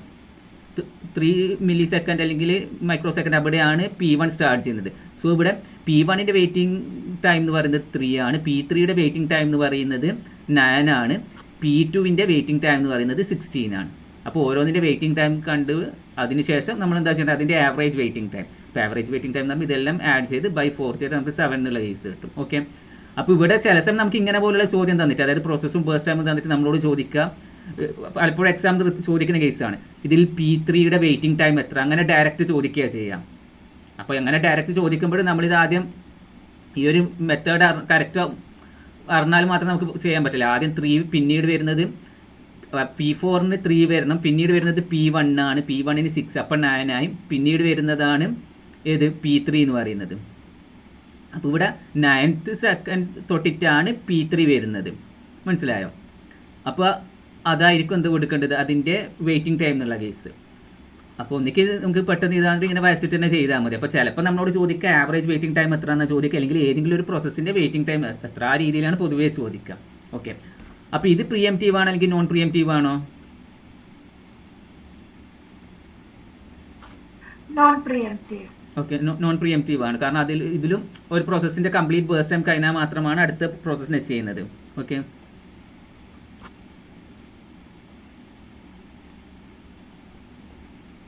അപ്പോൾ ഇതിലുള്ള മെയിൻ ഷോർട്ടസ്റ്റ് ജോബിന് ആവറേജ് ടൈം എത്രയാണ് വരുന്നത്? ക്ലിയർ ആയിട്ടില്ല. ആവറേജ് ടൈം ഇതിനകത്ത് കാൽക്കുലേറ്റ് ചെയ്യണ്ടേ? അതല്ല ഇവിടെ കാണിച്ചത്. ഇപ്പോൾ ഇത് ആവറേജ് ടൈം എന്നുള്ളത്, ആവറേജ് വെയിറ്റിംഗ് ടൈം എന്നുള്ളത്. ഓക്കെ സാർ, കട്ടായി പോയായിരുന്നു, വിട്ടുവിട്ടായിരുന്നു കേട്ടത്. ഓക്കെ ഓക്കെ, അത് ഇത് നേരത്തെ പോലെ തന്നെ ഓരോന്നിൻ്റെ വെയിറ്റിംഗ് ടൈം കാണുക, എത്ര പ്രോസസ്സ് അതിൻ്റെ സം എടുക്കുക, എത്ര പ്രോസസ്സാണുള്ള ബൈ നമ്പർ ഓഫ് പ്രോസസ്സ് എന്നുള്ള കേസ്. നോർമൽ ആവറേജ് കാണുന്നത് പോലെ തന്നെ, മനസ്സിലായോ? അപ്പോൾ എപ്പോൾ എല്ലാത്തിൻ്റെ വെയിറ്റിംഗ് ടൈം കാണുന്നത് ഒരേ മെത്തേഡ് തന്നെയാണ്. ഏത് പ്രോസസ്സാണോ ഉള്ള ആ പ്രോസസ്സ് ഫസ്റ്റ് വരുന്ന പ്രോസസ്സിന് 0 കൊടുക്കുക, ആ രീതിയിൽ തന്നെ നമ്മൾ ചെയ്യേണ്ടത്. ഓക്കെ, അപ്പോൾ ഇതിൻ്റെ മെയിൻ ഡിസഡ്വാൻറ്റേജ് എന്ന് പറയുന്ന കേസ് എന്ന് വെച്ചാൽ നമുക്ക് അടുത്ത CPU റിക്വസ്റ്റിൻ്റെ ലെങ്ത് എത്ര എന്നൊക്കെ അറിയാൻ ബുദ്ധിമുട്ടൊക്കെ ആയിരിക്കും. ഓക്കെ, അപ്പോൾ ഇവിടെ ഞാൻ ഈ ഒരു പോർഷൻ കൊടുത്തിട്ടുണ്ട്. അത് ബാക്കി എല്ലാം പഠിച്ചു കഴിഞ്ഞിട്ട് മാത്രം നോക്കുന്നുണ്ടെങ്കിൽ നോക്കുമ്പോൾ ഇമ്പോർട്ടൻ്റ് ഒന്നുമല്ല. അതുകൊണ്ട് ഞാൻ അതിനെക്കുറിച്ച് പറയുന്നില്ല, കാരണം ഓവർലോഡ് ആകണ്ട എന്ന് വിചാരിച്ചിട്ടാണ് ഈ ഒരു പോർഷൻ പറയാത്ത. നമ്മുടെ കേസ്, അതായത് PSCയുടെ കേസിൽ ജസ്റ്റ് ചോദിക്കാം ഈ ഓരോ പ്രോസസ്സിൻ്റെ എങ്ങനെയാണ് ഇത് കണ്ടുപിടിക്കുന്നത്, വെയിറ്റിംഗ് ടൈം കാണാൻ, അല്ലെങ്കിൽ അതിൻ്റെ ഓർഡർ ആ രീതിയിൽ മാത്രമേ ചോദിക്കൂ. എക്സ്ട്രാ റീഡിങ് വേണമെന്നുള്ളവർ മാത്രം ഇത് റെഫർ ചെയ്താൽ മതി, മനസ്സിലായോ? അപ്പോൾ ഇതിൽ SGFൻ്റെ തന്നെ വേറൊരു മെത്തേഡാണ് ഷോർട്ടസ്റ്റ് റിമൈനിങ് ടൈം എന്നുള്ള കേസ്. അതപ്പോൾ നമ്മൾ SGF നേരത്തെ കണ്ട SGF എന്ന് പറയുന്നത് നോൺ പ്രീഎംപ്റ്റീവ് ആണ്. അതായത് ഒന്ന് കംപ്ലീറ്റ് ആയാൽ മാത്രമേ അടുത്തതിലേക്ക് പോകുന്നുള്ളൂ. ഇനി പ്രീഎംപ്റ്റീവ് SGFനെ പറയുന്ന പേരാണ് ഷോർട്ടസ്റ്റ് റിമൈനിങ് ടൈം ഫസ്റ്റ് എന്നുള്ള കേസ്. ഓക്കെ, അപ്പോൾ ആ ഒരു ടേം ഒന്ന് ജസ്റ്റ് ഓർത്ത് വെക്കുക. അതായത് പ്രീഎംപ്റ്റീവ് SGF, അതായത് ഷോർട്ടസ്റ്റ് റിമൈനിങ് ടൈം ഫസ്റ്റ് എന്ന് പറയുന്നത് പ്രീഎംപ്റ്റീവ് SGFൻ്റെ വേറൊരു നെയിമാണ്. ഓക്കെ, അപ്പോൾ ഇവിടുത്തെ കേസ് എന്ന് പറയുന്നത് നേരത്തെ സെയിം പോലെ തന്നെ ഇവിടെ 4 പ്രോസസ്സ് തന്നിട്ടുണ്ട്. P1, P2, P3, P4 തന്നിട്ടുണ്ട്. അതിൻ്റെ കറസ്പോണ്ടിങ് ബേസ്റ്റ് ടൈം നൽകിയിട്ടുണ്ട്. 8495 എന്നൊക്കെയുള്ള ബേസ്റ്റ് ടൈം നൽകിയിട്ടുണ്ട്. മാത്രമല്ല ഇവിടെ അറൈവൽ ടൈം. ഈ SGF പറഞ്ഞത് പ്രീഎംപ്റ്റീവ് ആയിരുന്നോ? SGF നേരത്തെ നൽകിയത് പ്രീഎംപ്റ്റീവ് ആണ്. കാരണം നേരത്തെ നമുക്ക് ജസ്റ്റ് എന്ത് തന്നിട്ടുള്ള പ്രോസസ്സും അതിന്റെ ബേസ്റ്റ് ടൈമും മാത്രമേ നൽകിയിട്ടുള്ളൂ. അപ്പോൾ നോർമലി അത് നോൺ പ്രീഎംപ്റ്റീവ് ആണ്. അതെ, നോൺ പ്രീഎംപ്റ്റീവ് ആണ്. നോർമലി SGF എന്ന് പറയുന്നത് നോൺ പ്രീഎംപ്റ്റീവ് ആണ്. ഇനി SGF പ്രീഎംപ്റ്റീവ് ആകുമ്പോൾ അതിന് ഷോർട്ടസ്റ്റ് റിമൈനിങ് ടൈം ഫസ്റ്റ് എന്നാ പറയാ, മനസ്സിലായോ? SRTF, shortest remaining time first എന്നുള്ളത്. അപ്പോൾ SRTF എന്ന് പറയുന്നത് പ്രീഎംപ്റ്റീവ് SGF ആണ്. അപ്പോൾ ഈ പ്രീഎംപ്റ്റീവ് SGF എന്ന് പറയുമ്പോൾ അവിടെ നമുക്ക് അറൈവൽ ടൈം കൂടി നൽകിയിട്ടുണ്ടാവും, മനസ്സിലായി? നേരത്തെ കേസിൽ നമുക്ക് അറൈവൽ ടൈം നൽകിയിട്ടില്ല. നേരെ മറിച്ച് FCFSൻ്റെ കേസിൽ അറൈവൽ ടൈം നൽകിയാലൊക്കെ അത് നോൺ പ്രീഎംപ്റ്റീവ് ആയിട്ട് തന്നെയാണ് ഉണ്ടാകുക. അതായത് ഒരു പ്രോസസ്സ് കംപ്ലീറ്റ് ആയാൽ മാത്രമേ അടുത്ത പ്രോസസ്സിലേക്ക് പോവുകയുള്ളൂ. ഓക്കെ, അപ്പോൾ ഇവിടുത്തെ കേസ് ഇപ്പോൾ SRTF, ഷോർട്ടസ്റ്റ് റിമൈനിങ് ടൈം ഫസ്റ്റിൻ്റെ കേസിൽ ആദ്യം അറൈവൽ ടൈം നോക്കും. അപ്പോൾ ഫസ്റ്റത്തെ അറൈവൽ ടൈം 0 എന്ന് പറയുമ്പോൾ അവിടെ ഒരു പ്രോസസ്സ് മാത്രമേ ഉള്ളൂ, P1. അപ്പോൾ P1ന് 0ൻ്റെ അവിടെ നമ്മൾ P1നെ കൊടുത്ത്, പക്ഷേ ഇവിടെ അടുത്ത് തന്നെ 1 മില്ലി സെക്കൻഡ് ആകുമ്പോൾ വേറൊരു പ്രോസസ്സ് കൂടി വരുന്നുണ്ട്, P2 വരുന്നുണ്ട്. അപ്പോൾ P1 കൊണ്ട് ഇപ്പോൾ 1 മില്ലി സെക്കൻഡ് പറയുമ്പോൾ അവിടെ P1ഉം P2ഉം ആ ക്യൂവിലുള്ളതാണ്. അപ്പോൾ നമ്മൾ നോക്കേണ്ട ഈ രണ്ടെണ്ണത്തിൽ കുറഞ്ഞ ബേസ്റ്റ് ടൈം ഏത് എന്നുള്ളത്. അപ്പോൾ P1ന് ഓൾറെഡി 1 മില്ലി സെക്കൻഡ് നമ്മൾ ഓൾറെഡി യൂസ് ചെയ്ത് കഴിഞ്ഞ് 7 മില്ലി സെക്കൻഡാണ് P1ന് ബാക്കിയുള്ളത് ബേസ്റ്റ് ടൈമിൽ. ഓക്കെ, അപ്പോൾ ഇവിടെ 7 മില്ലി സെക്കൻഡ് ബാക്കിയുണ്ട്, P2ന് 4 മില്ലി സെക്കൻഡാണ്. അപ്പോൾ ആ രണ്ടെണ്ണത്തിൽ ഏറ്റവും ചെറുത് ഏതാ വരുന്നത്? 4 ആണ് വരുന്നത്, മനസ്സിലായ? അപ്പോൾ നമ്മൾ എന്താ ചെയ്യേണ്ടത്? ആ ഫസ്റ്റ് മില്ലി സെക്കൻഡിൽ P2നെ അസൈൻ ചെയ്യാം. ഇത് പറഞ്ഞത് ക്ലിയർ അല്ലേ? അപ്പോൾ ഫസ്റ്റ് മില്ലി സെക്കൻഡിൽ P2 ക്ലിയർ ആയിട്ടില്ല. ആർക്ക് ചുമ്മാരൊക്കെ ക്ലിയർ ആകാതിരുന്നേ? അതെ അതെ അതെ. ഓക്കെ, അതായത് നമ്മൾ ചെയ്യേണ്ട കേസ് എന്ന് പറയുന്നത് ആദ്യം അറൈവൽ ടൈം നോക്കാം. അപ്പോൾ അറൈവൽ ടൈം 0ൽ P1 മാത്രമേ ഉള്ളൂ. അപ്പോൾ നമ്മൾ 0ൻ്റെ അവിടെ P1 എഴുതി, പിന്നെ അടുത്ത അറൈവൽ ടൈം എന്ന് പറയുന്നത് 1 ആണ്, മനസ്സിലായ? അപ്പോൾ 1 എന്ന് പറയുന്ന ടൈം എടുക്കുമ്പോൾ 2 പ്രോസസ്സാണ് ഉള്ളത്, P1 ഉണ്ട് P2 ഉണ്ട്. കാരണം P1ൻ്റെ ബേസ്റ്റ് ടൈം എന്ന് പറയുന്നത് 8 ആണ്. അപ്പോൾ P1 ഇപ്പോൾ 0ൽ സ്റ്റാർട്ട് ചെയ്തിട്ടുണ്ടെങ്കിൽ അത് 8 വരെ അതിനെ നമ്മൾ റൺ ചെയ്യിക്കേണ്ടതാണ്, അല്ല നോർമലി 8 വരെ അതിനെ റൺ ചെയ്യിക്കേണ്ടതാണ്. സോ ഇവിടെ 1 മില്ലി സെക്കൻഡ് എന്ന് പറയുമ്പോൾ ആ സമയം ക്യൂവിൽ P1 ഉണ്ടാകും P2 ഉണ്ടാകും, കാരണം P1 ഓൾറെഡി വന്നു കഴിഞ്ഞതാണ്, മനസ്സിലായോ? അപ്പോൾ നമ്മൾ നോക്കേണ്ടത് ആ 1 മില്ലി സെക്കൻഡിൽ ബേസ്റ്റ് ടൈം കുറഞ്ഞത് ആരാണെന്ന് നോക്കാം. അപ്പോൾ 1 മില്ലി സെക്കൻഡിൽ ബേസ്റ്റ് ടൈം കുറഞ്ഞതെന്ന് പറയുമ്പോൾ P1ൻ്റെ 1 മില്ലി സെക്കൻഡ് ഓൾറെഡി നമ്മൾ എഴുതി കഴിഞ്ഞു. മനസ്സിലായി? അതിന് P1ൻ്റെ ബാക്കിയുള്ളത് 8ൽ 7 എണ്ണമാണ് ബാക്കിയുള്ളത്. 7 മില്ലി സെക്കൻഡ്. അതുപോലെ P2ൻ്റെ 4 മില്ലി സെക്കൻഡുമാണ് ബാക്കിയുള്ളത്. സോ ഇവിടെ 7 and 4ൽ ഏറ്റവും ചെറുത് ഏതാണ് വരുന്നത്? P2 ആണ് വരുന്നത്. മനസ്സിലായോ? അപ്പോൾ അതിന് അടുത്തത് ഏതാണ്ടത് P2നെയാണ്. അപ്പോൾ P2നെ ഏത്? ഓക്കെ ഒന്നുകൂടി ഒന്ന് പറയോ? അശ്വതിക്ക് ഏതാ മനസ്സിലാകാതിരുന്നത്? ഇപ്പൊ പറഞ്ഞ അറൈവൽ ടൈം വെച്ചിട്ട് അത് പറയുന്നത് കറക്റ്റ് ആയില്ല. അതായത് P1നെ ആദ്യം എഴുതിയത് മനസ്സിലായില്ലേ?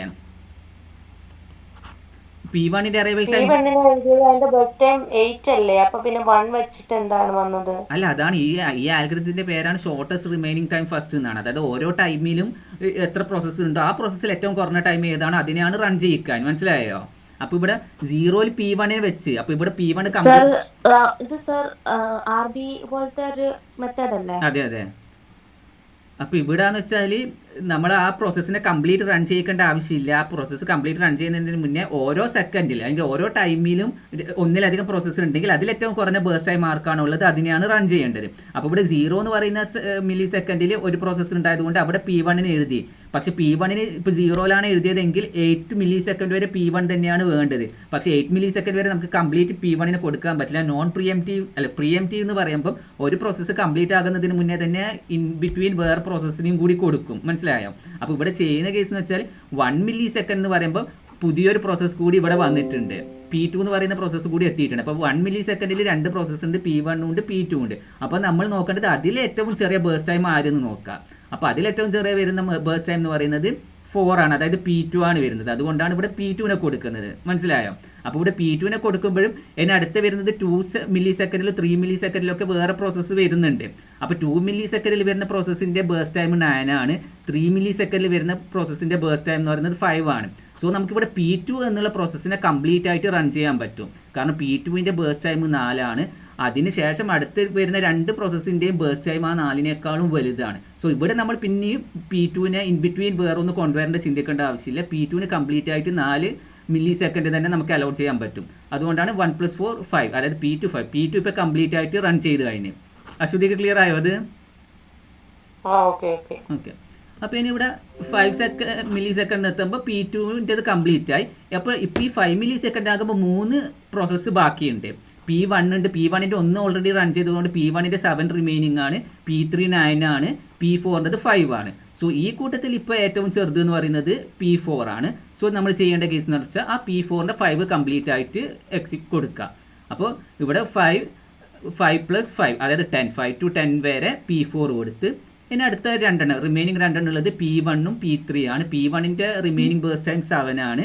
P3യുടെ റിമൈനിങ് ബേസ്റ്റ് ടൈം എന്ന് പറയുന്നത് 9 ആണ്. സോ ഇവിടെ P1ന് 7 അലോക്കേറ്റ് ചെയ്യാം. അപ്പോൾ 10 + 7 17. അപ്പോൾ 10 to 17 വരെ P1 വന്ന് ഇനി P3യുടെ കേസ് എന്ന് പറയുന്നത് 9 ആണ് ബേസ്റ്റ് ടൈം. സോ 17 + 9 26 വരെ. അപ്പോൾ 17 to 26 വരെ P3യെ കൊടുത്തു. ക്ലിയർ ആണോ? ഇത് പറഞ്ഞത് എല്ലാവർക്കും ക്ലിയർ ആണോ?